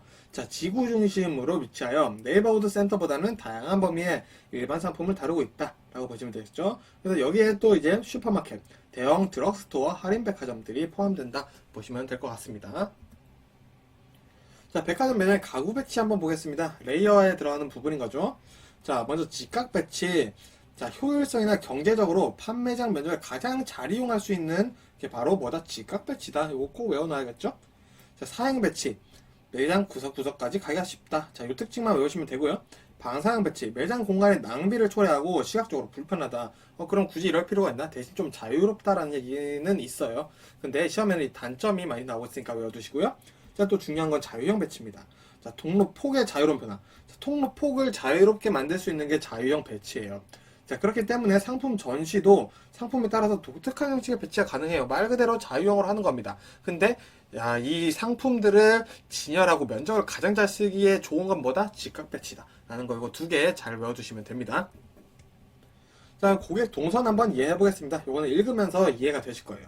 자, 고객이 주로 승용차로 내정하는 점포의 경우에는 주차장에서 출입구까지가 동선이고요. 자, 또 이게 헷갈리는 부분인데요. 자, 올라가는 에스컬레이터의 경우에는 올라간 후, 내려가는 에스컬레이터의 경우에는 내려온 후가 최적의 입지다. 자, 이거 반대로 해서 나올 수도 있어요. 올라가기 전, 내려오기 전. 이게 최적의 입지다라고 나올 수도 있는데, 올라간 후, 내려온 후가 최적의 입지다라는 거 알아두시면 되고요. 자, 대규모 소매점은 고객이 각 층별로 돌아보기 때문에 각 층이 좌석이 되고, 자, 이를 연결하는 에스컬레이터가 동선이 된다라고 되어 있는데, 자, 이 각 층이 좌석이 된다라는 거는 하나의 상권을 형성을 하고 있다. 이렇게 이해를 하시면 좋을 것 같고요. 고객을 이렇게 좌석처럼 이끄는 매력이 있다라고 이해를 해주시면 좋을 것 같고요. 자, 이것을 에스컬레이터와 연결해준다. 동선이 된다라고 이해해 주시면 되겠습니다. 자, 그리고 인스토어형의 동선의 경우에는 주 출입구부터 에스컬레이터까지가 주동선이 된다라고 보시면 되겠고요. 고객의 내점 수단이 도보인 경우 주 출입구에서 에스컬레이터까지가 주동선이 된다라고 해서 이렇게 묶을 수 있는 부분들. 자, 인스토어랑 도보인 경우에는 주 출입구에서 에스컬레이터까지가 주동선이 되고 있죠. 자, 이렇게 묶어서 외워주시면 되겠습니다. 자, 이번엔 마진과 회전율에 따른 전략 한번 보도록 하겠습니다. 자, 우리 저마진과 고회전율이 필요한 상황 한번 보도록 할게요. 자, 먼저 유명한 제품. 자, 유명한 제품이라는 건 사람들한테 아주 잘 알려져 있다라는 거죠. 그래서 이 유명한 제품이거나 임대료가 싼 곳, 그리고 고객이 이미 구매를 결정하고 내방하는 경우에요. 자, 예를 들어서 우리 장 보러 가자. 그럼 우리 엄마들 리스트 보면은, 우리 아빠들도 분발해야겠지만 엄마 아빠들의 장보기 리스트 보면은 뭐 파, 뭐 무 이런 것들 있죠. 자, 내가 뭘 살지 결정을 하고 가는 거죠. 큰 고민을 하지 않는다라는 거죠. 이런 경우에는 저마진 고회전율이 더 낫다라고 보는 거고요. 자, 고마진 저회전율이 필요한 상황은 뭐냐? 유명하지 않은 제품이에요. 자, 요거는 비교적 얘기를 하는 거고 아예 안 유명한 거는 당연히 물건을 팔 수가 없겠죠. 자, 그래서 임대료가 비싼 밀집 지역, 그리고 복잡한 소매 점포가 조직되어 있는 곳, 고객이 내방할 구매를 결정하는 경우에는 고마진 저회전율이 필요하다. 자, 그래서 이런 내용들, 비교되는 내용들이 나올 때는 둘 중 한 군데만 외워주시고, 예를 들어서 내가 유명한 제품은 저마진 고회전율이지 라고 외웠는데, 자, 유명하지 않은 제품이 나왔어요. 나 이거 안 외웠는데, 근데 이거 반대로 생각해보면 되겠죠. 고마진 저회전율이겠구나. 그러면 자, 이렇게 비교해서 내용이 나오는 경우에는 문제를 하나만 확실히 외워줘도 나머지가 따라온다 라는 거 전략적으로 공부해 주시면 될 것 같고요. 자, 요번엔 소매 점포 접근성 이해 한번 해보겠습니다. 자, 이것도 한번 들어보시면 돼요. 자, 점포의 입구는 여러 개가 좋고요. 보도의 폭은 넓은 게 좋겠죠. 경쟁점이 적은 업종이 유리하고요. 접근성은 시계성에 영향을 미친다. 점포를 건축선에서 후퇴시키면 시계성, 인지성이 떨어진다. 자, 내용 들어보면 다 맞는 말들이죠, 그냥. 자, 근데 이런 것들 시험 문제에 자주 나오고 있어요. 자, 이제 조금 중요한 내용 한번 보겠습니다. 크리스탈로의 중심지론입니다. 자, 한번 일단 읽어볼게요. 자, 중심지 이론이란 한 도시의 중심지 기능이 수행 정도나 상권의 규모가 인구 규모에 비례하여 커지며 중심 도시를 둘러싼 상권의 규모는 도시의 규모에 따라 비례하여 커진다. 자, 이게 무슨 말이냐? 자, 중심지라는 것은 상업 및 행정 기능이 밀집된 장소를 얘기를 하는 거죠. 그래서 이 중심지가 잘 발전되어 있고 여기에 사람이 많고 상업이 많고 행정 기능이 당연히 많다면은 커질 수밖에 없겠죠. 근데 그게 뭐에? 인구 규모에 비례하여 커진다는 겁니다. 즉 인구가 많게 되면은 상권 형성이 된다. 당연한 얘기죠. 이거를 중심지 이론이라고 거창하게 이름을 붙여 넣은 겁니다. 자, 그래서 여기서 또 중요한 게 있는데 최대 도달거리라는 게 있어요. 그래서 이 중심지가 수행하는 유통 서비스가 있겠죠. 어느 정도까지 도달하는 범위가 있다라는 겁니다. 그래서 그 기능이 지역 거주자에게 제공될 수 있는 최대 거리를 최대 도달거리다. 그래서 중심지 이론에서 중요한 건 최대 도달거리가 어디까지 있느냐라는 게 중요하다는 거죠. 그래서 중심지가 한 지역 내에서 단 하나만 존재한다라면은 가장 이상적인 배후 상권은 정육각형으로 형성된다. 자, 배후 상권은 중심지를 둘러싸고 있는 상권이라고 볼 수 있겠죠. 이게 정육각형인 경우 아주 좋은 형태다라고 외워두시면 되겠습니다. 자, 이번 레일리의 소매 인력 법칙 보겠습니다. 자, 우리 소매, 옷끝 소매는 아니겠죠? 자, 죄송합니다. 자, 한번 볼게요. 자, 두 경쟁 도시의 상권 사이에 존재하는 도시에 소비자를 끌어들일 수 있는 상권의 규모는 인구에 비례하고 거리 제곱에 반비례한다. 자, 이게 무슨 말이냐? 되게 간단한 말인데 어렵게 써놨어요. 자, 인구가 더 많은 도시는 점포가 많겠죠?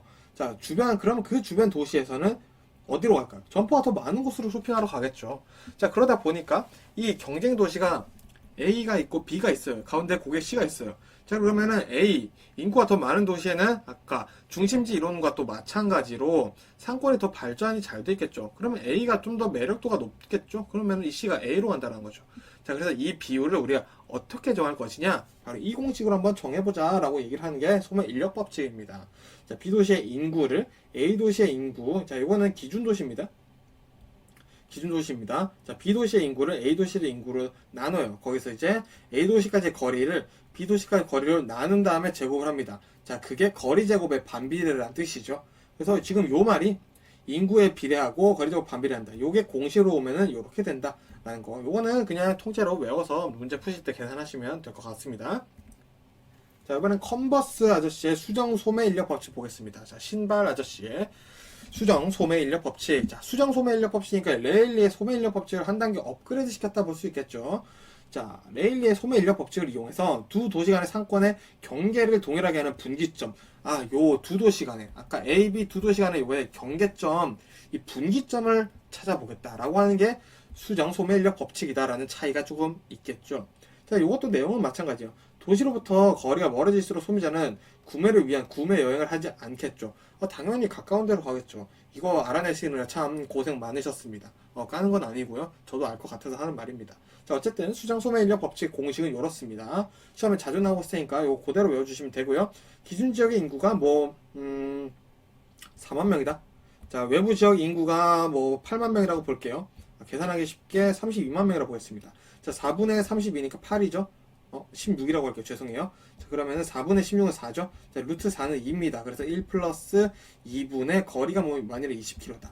그러면 또 이렇게 해서 계산을 해줘서 만일에 1분의 20, 40이니까 상권 분기점의 위치는 기준 지역 인구가 A라면은 A로부터 40km 떨어진 곳이다. 라고 이런 식으로 계산이 나오는데 제가 말을 좀 빨리 해서 어려울 수 있습니다. 근데 이 공식 잘 외워두시고 문제 풀면서 제가 올려둔 기출 영상 보시면은 이 문제 푸는 게 나와요. 그래서 같이 공부하시면은 이해가 되실 겁니다. 자, 이번에 허프의 확률 모형 보겠습니다. 자, 소비자와 점포 선택 행동을 확률적으로 분석하는 거예요. 이 소비자가 저 점포를 선택할 확률이 얼마나 되는가 이거를 알아보겠다는 거죠. 그래서 여기서 가장 중요한 거는 거리와 매장 규모가 가장 중요하다고 허프가 얘기했어요. 허프 참.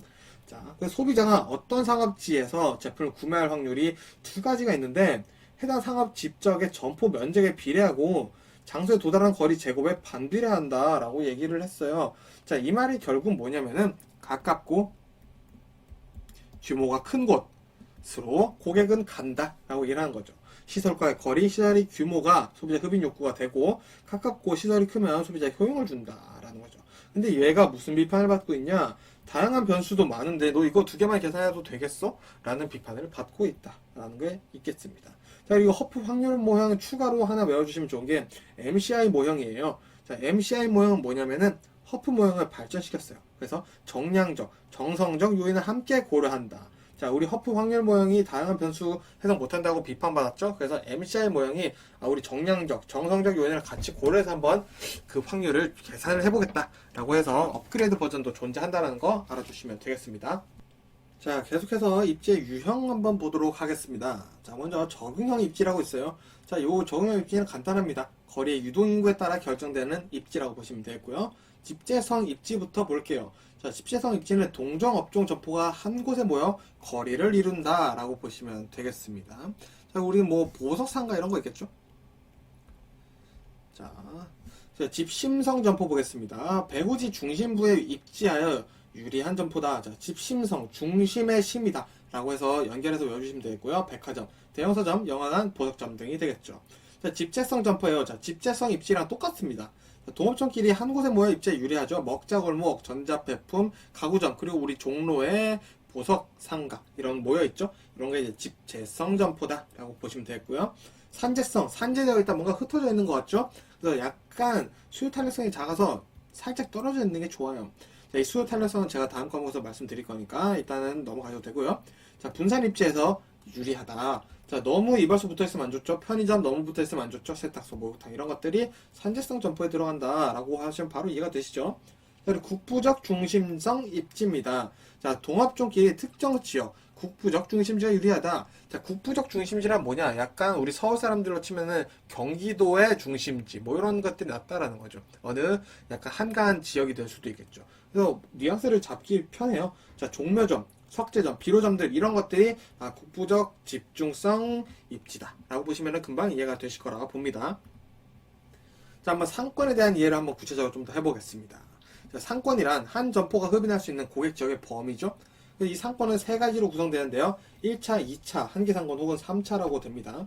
자, 1차 상권은 전체 이용 고객의 60에서 50%, 65%를 흡인해요. 그래서 1인당 매출액이 가장 높겠죠. 그래서 이 상권으로부터 500m 이내, 직경 1km까지 1차 상권이라고 얘기를 하고, 마케팅 수립할 때 가장 중요한 고객들이 1차 상권 안에 있다라는 거 알아두시면 되겠죠. 자, 그럼 2차 상권은 그 다음 고객들이겠죠. 20에서 25%를 흡인하고요. 약간 2차 상권들의 고객들은 지역적으로 약간 넓게 분포되어 있겠죠. 그래서 밀도가 조금 낮은 편입니다. 자, 한계 상권은 그럼 나머지겠죠. 1, 2차 상권에 포함되지 않은 나머지 고객들을 흡인하는 거예요. 그래서 굉장히 멀리 떨어져 있겠죠, 점포와. 그래서 3차 상권이라고도 한다라는 거. 이렇게 연결해서 외워주시면 또 금방 이해가 되실 겁니다. 자, 상권 분석 방법 보겠습니다. 시험 자주 나와요. 자, 규범적 모형, 레컨케크레라고 배웠습니다. 무슨 마술 주문 같죠? 레컨케크레. 자, 레일리의 소매 인력 법칙, 컨버스, 수정 소매 인력 법칙이죠. 케인, 흡인력 모델, 애플바움 모형, 크리스탈러, 중심지 이론이죠. 레슈, 수정 중심지 이론이다. 자, 그래서 요거 규범적 모형 친구들이다. 자, 요 시험 문제 왜 어떻게 나오냐? 자, 다음 중 상권 분석 방법 중 기술적 방법이 아닌 것은 이렇게 시험이 나올 수도 있어요. 자, 그리고 기술적 방법은 최유현 C입니다. 체크리스트법, 유추법, 현지조사법, 비율법, CST 이렇게 존재한다는 거. 자, 여기에서 이제 시험에 나올 만한 내용들은 또 차후에 제가 다뤄드릴 거니까 일단은 여기서는 일단은 어떤 것들이 있는지 외우는 게 더 중요합니다. 자, 그래서 우리 규범적 모형과 기술적 방법 묶어서 시험에 나오니까 둘 중 하나만 외우면 되겠죠. 자, 근데 보니까 레컨케크레가 마음에 드시는 분은 이거 외우시면 되고, 기술적 방법은 최유현 C다. 이렇게 뭐가 더 마음에 드시는지 하나만 외우시면은 아닌 거 체크해서 문제를 충분히 풀 수가 있겠죠. 자, 상권 실사의 원칙 5가지 해보겠습니다. 자, 매출 예측의 원칙. 자, 매출에 대해 예측하는 거예요, 말 그대로. 현장 실사의 원칙. 자, 말 그대로 현장 실사 나가보는 거죠. 발품을 바로 현장 체험을 한다. 수치화의 원칙. 서열적인 등급 표시가 필요하겠죠. 수치화를 해야 되니까. 자, 비교의 원칙. 비교를 해야겠죠. 상권과 점포별로 비교해서 벤치마킹을 한다. 비교의 원칙은 벤치마킹까지 나아가는구나 보시면 되고요. 가설 검증의 원칙. 가설을 세워서 이제 맞는지 한번 확인을 해보자 라는 거죠. 그래서 상권 실사할 때는 이 5가지 원칙을 잘 지켜서 해야 된다 라는 특징 가지고 있습니다. 자, 이렇게 해서 일단은 이 과목도 제가 절반 정도 말씀을 드렸고요. 자, 다음 과목에서 또 제가 이 과목 마무리 드릴 건데, 자, 지금까지 말씀드린 내용 전부 다 시험에 1회 이상 나온 거라고 지금 벌써 세 번째로 말씀드리고 있어요. 자, 그렇다는 것은 정말 다 하나도 빼지 않고 공부를 해주셔야지 우리가 합격할 수 있다는 거. 대신 교재에 있는 내용을 압축하고 압축해서 시험에 정말 나온 친구들만 제가 추렸다는 거 다시 한번 이해해 주시고요. 우리 목표 점수인 60점을 위해서 한번 열심히 공부해 보셨으면 좋겠습니다. 고생 많으셨습니다. 반갑습니다. 돌집사TV입니다. 자, 이번 시간에도 마찬가지로 2과목 영상 이어서 보도록 하겠습니다. 자, 먼저 점포의 경쟁 분석 이해 한번 해보도록 하겠습니다. 자, 이거 1과목에서도 제가 한번 나왔었죠. 또 나왔던 건 굉장히 중요한 겁니다. 자, 업체 간 경쟁 분석. 자, 유사 상품을 파는 상이한 소매업체 간 경쟁 구조 분석이다. 자, 제가 국밥집과 쭈꾸미집을 예로 들었었죠. 자, 쭈꾸미. 자, 음식을 파는 건 똑같은데 파는 형태는 달라요. 이런 경우에는 이제 업체 간 경쟁 분석이라고 보면 되겠고요. 업체 간 경쟁 분석은 쉽게 말해서 국밥집과 국밥집이 경쟁을 하는 것이다. 유사 상품을 파는 동일한 소매업체 간 경쟁 구조를 분석하는 것이다. 보시면 되겠고요. 잠재 경쟁 분석, 잠재적 경쟁 분석이라고도 하죠. 신규 소매 진출 예정 사업체는 업종을 파악하여 분석한다. 이런 거에 돼 있죠. 자, 신규 점포가 생기거나 기존 점포를 분석하는 것이라 보면 되겠고요. 자, 경쟁 보완 관계 분석은 고객들의 선호도, 소득, 특성 등을 파악해서 분석하는 거다 보면 되겠습니다. 그리고 위계별 경쟁 분석은 시험에 무조건 도심의 도심, 부도심, 지역 중심, 지구 중심 간의 경쟁 관계다라는 얘기로 나오고 있으니 요거 그대로 외워주시면 되겠습니다. 자, 입지 매력도 한번 보도록 하겠습니다. 자, 5가지가 있는데요. 고객 차단 원칙. 자, 고객이 특정 지역에서 타 지역으로 이동하는 겁니다. 자, 예를 들어서 자, A, B 지역이 있고 여기 C 지역이 있습니다. C 지역에 있는 고객이 A 지점에 있는 쇼핑센터로 가려고 하는데 가다 보니까 B 지점에도 A 지점에 있는 쇼핑센터만큼이나 좋은 게 있는 거예요. 자, 그럼 B 지점은 자, C 지점이 C 고객이 A 지점으로 가려고 하는 걸 내가 차단했다. 고객 차단을 했다라고 볼 수 있는 겁니다. 자, 보충 가능성의 원칙 보겠습니다. 2개 이상의 점포가 고객을 서로 교환하는 거예요. 자, 이건 뭐냐? 예를 들어서 자, 셔츠 가게와 자, 넥타이 가게가 있습니다. 자, 그러면은 이 가게 2개는 붙어 있으면 좋겠죠. 셔츠를 샀으면 넥타이가 있으면 좋겠고, 넥타이를 샀으면 셔츠가 있어야겠죠.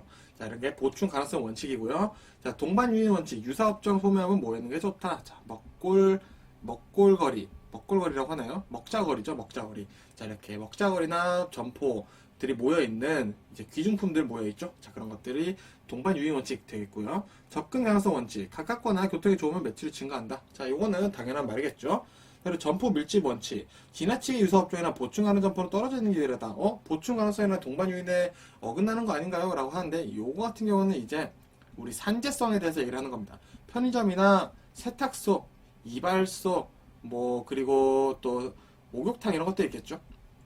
자, 이런 친구들은 떨어져 있는 게 좋다라는 내용으로 담고 있다. 보시면 되겠습니다. 자, 종단조사와 횡단조사 보겠습니다. 자, 종단조사는 자료를 여러 시점으로 두고 반복적으로 조사한다는 특징을 가지고 있어요. 그리고 변화 파악이 유리하고 소비자의 욕구, 태도 변화 파악이 시점적으로 조사하기가 좋습니다. 자, 대신 반복 조사를 하다 보니까 횡단조사보다는 좀 귀찮다라는 단점을 가지고 있네요. 자, 횡단조사 한번 볼까요? 일정 시점을 정해서 다른 특성을 가진 표본 집단을 조사를 합니다. 시장의 전반적인 상황 파악에 유리하고요. 제품에 대한 소비자의 선호도, 인지도, 구매 경험 등을 조사합니다. 그래서 이 횡단 조사는 과거 조사를 하지 않아요. 그 현실, 그 순간만을 위한 조사를 하고 있다라고 보시면 되겠습니다. 그래서 이런 내용들, 종단 조사와 횡단 조사의 내용이 대립되는 내용들이 많죠. 이런 거는 이제 둘 중 하나만 딱 잡고 확실하게 외워두시면 문제를 푸는데 대입을 해서 충분히 풀 수 있겠다라고 말씀드렸죠. 자, 우리 고객 심리에 대한 원칙 한번 볼까요? 자, 집합의 법칙이라고 있습니다. 사람들이 운집한 곳을 선호하는 인간 집합의 원칙. 저 가게 줄 서서 먹는 맛있나? 이런 거죠. 그리고 보증 실현의 법칙. 득실을 따져 득이 되는 쪽을 선택하려는 거죠. 당연히 맞는 말이겠죠, 이것도. 자, 안전 중시의 법칙. 자, 위험하거나 잘 모르는 길을 지나다니려고 하지 않아요. 그래서 골목에 있는 상권들이 입지가 안 좋다라고 평가가 받을 수 있는 거겠죠. 자, 최단거리 실현의 법칙. 목적지까지의 최단거리로 가려고 하는 원칙이 있다라는 이런 심리가 있다는 거 알아두시면 좋을 것 같고요.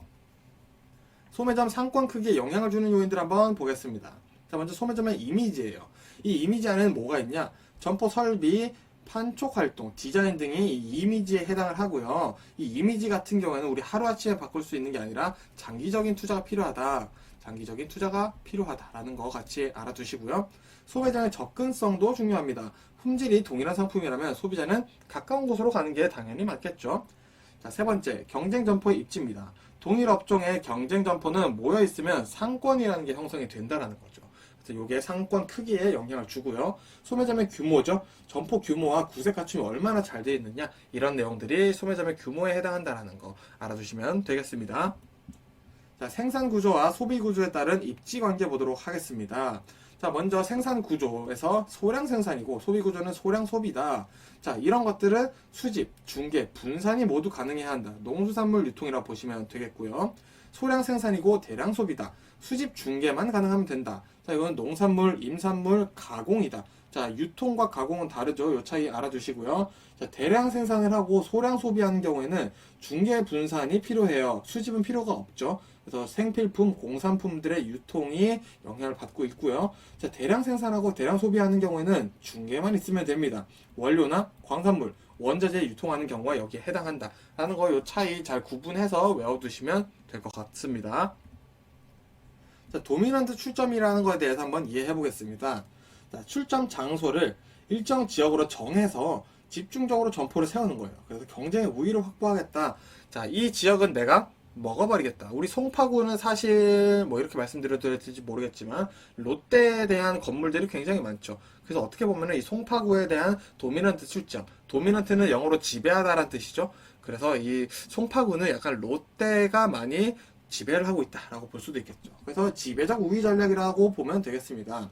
새로운 사업 영역에 진출해서 성장하려고 하는 전략이라고 볼 수 있고요. 자신의 제품 브랜드를 고객에게 인지시키고 경쟁사의 동일 제품과 차별화를 둬서 경쟁 우위를 확보하고자 라는 내용이 바로 도미넌트 출점이다 라고 보시면 되겠습니다.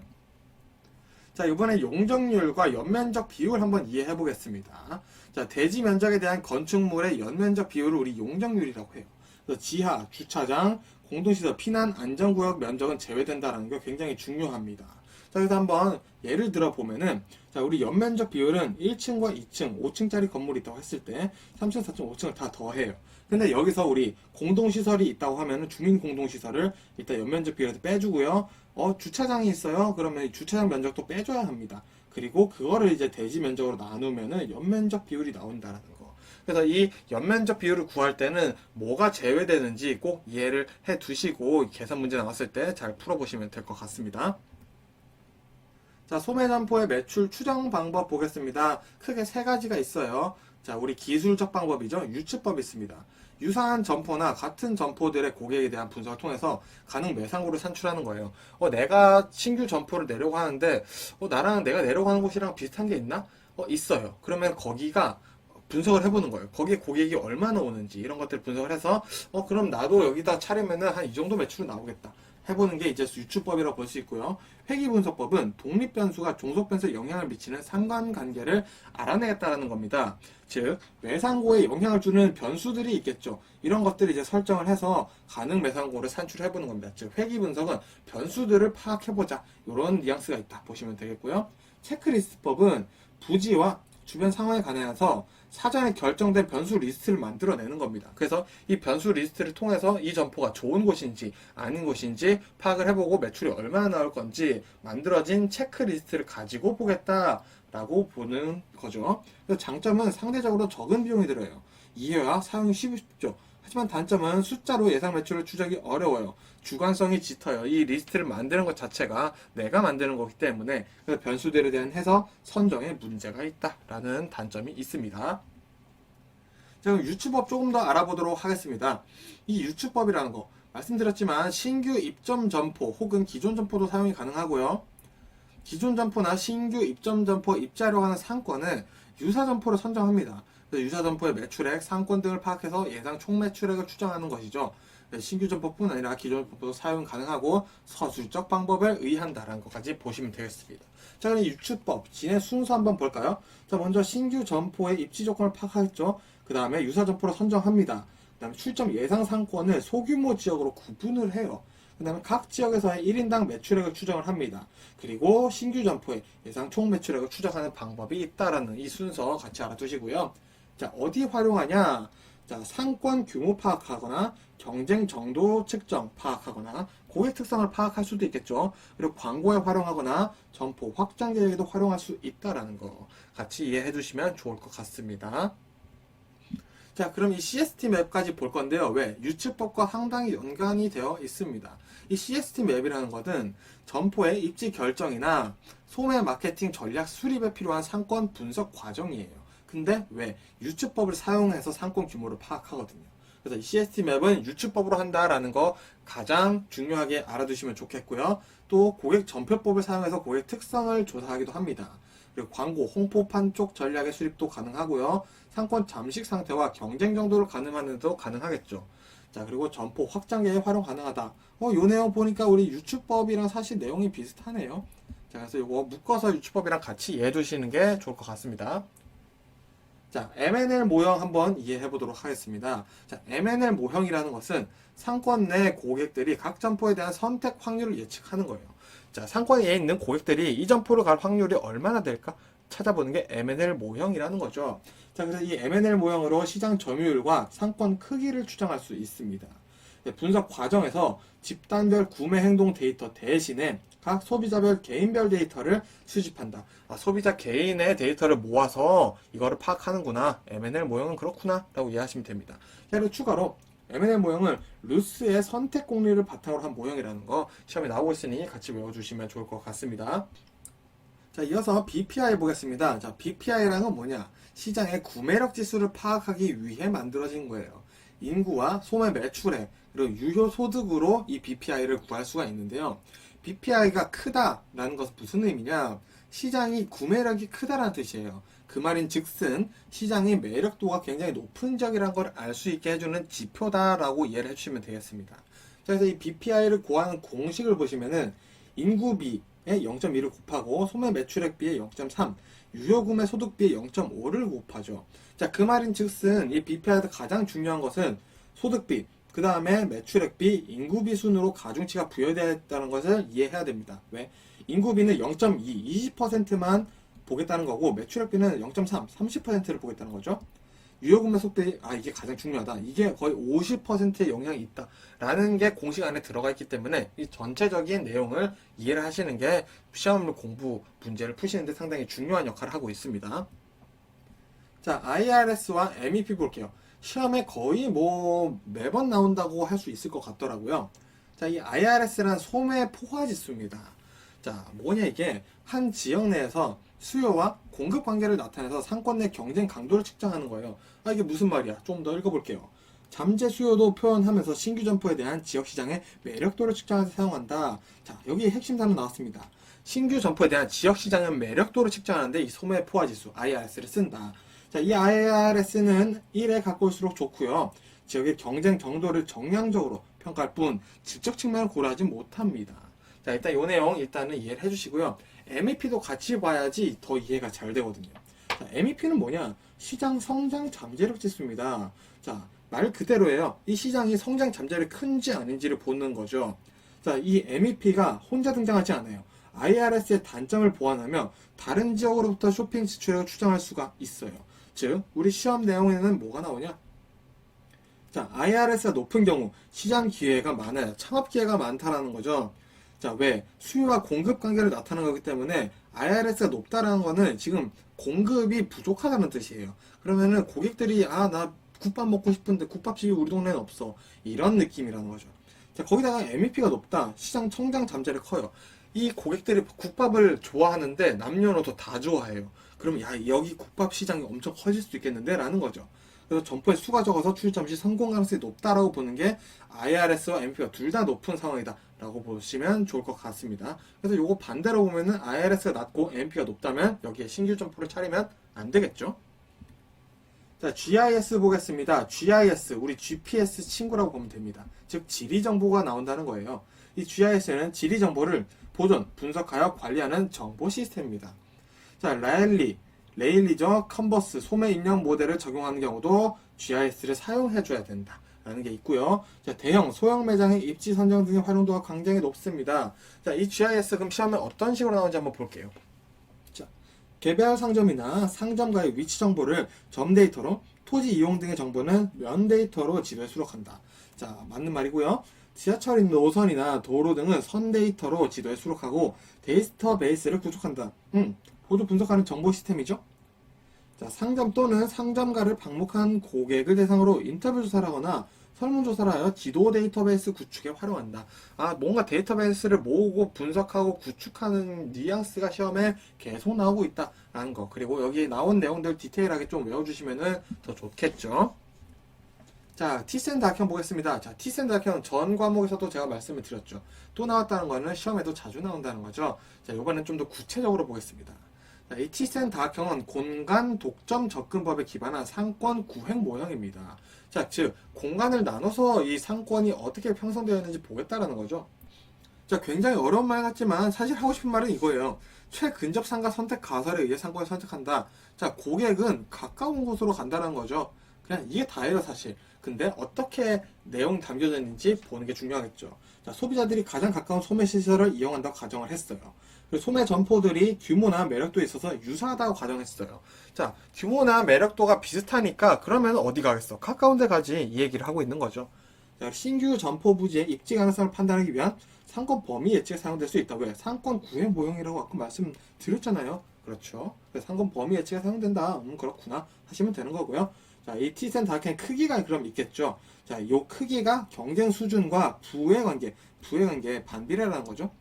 반비례 관계를 가진다는 거 알아두시면 되고요. 마무리, 시설 간 경쟁 정도를 쉽게 파악할 수 있다라는 걸로 티센 다큐 요거 이해하시면 이제 끝났다라고 보시면 되겠습니다.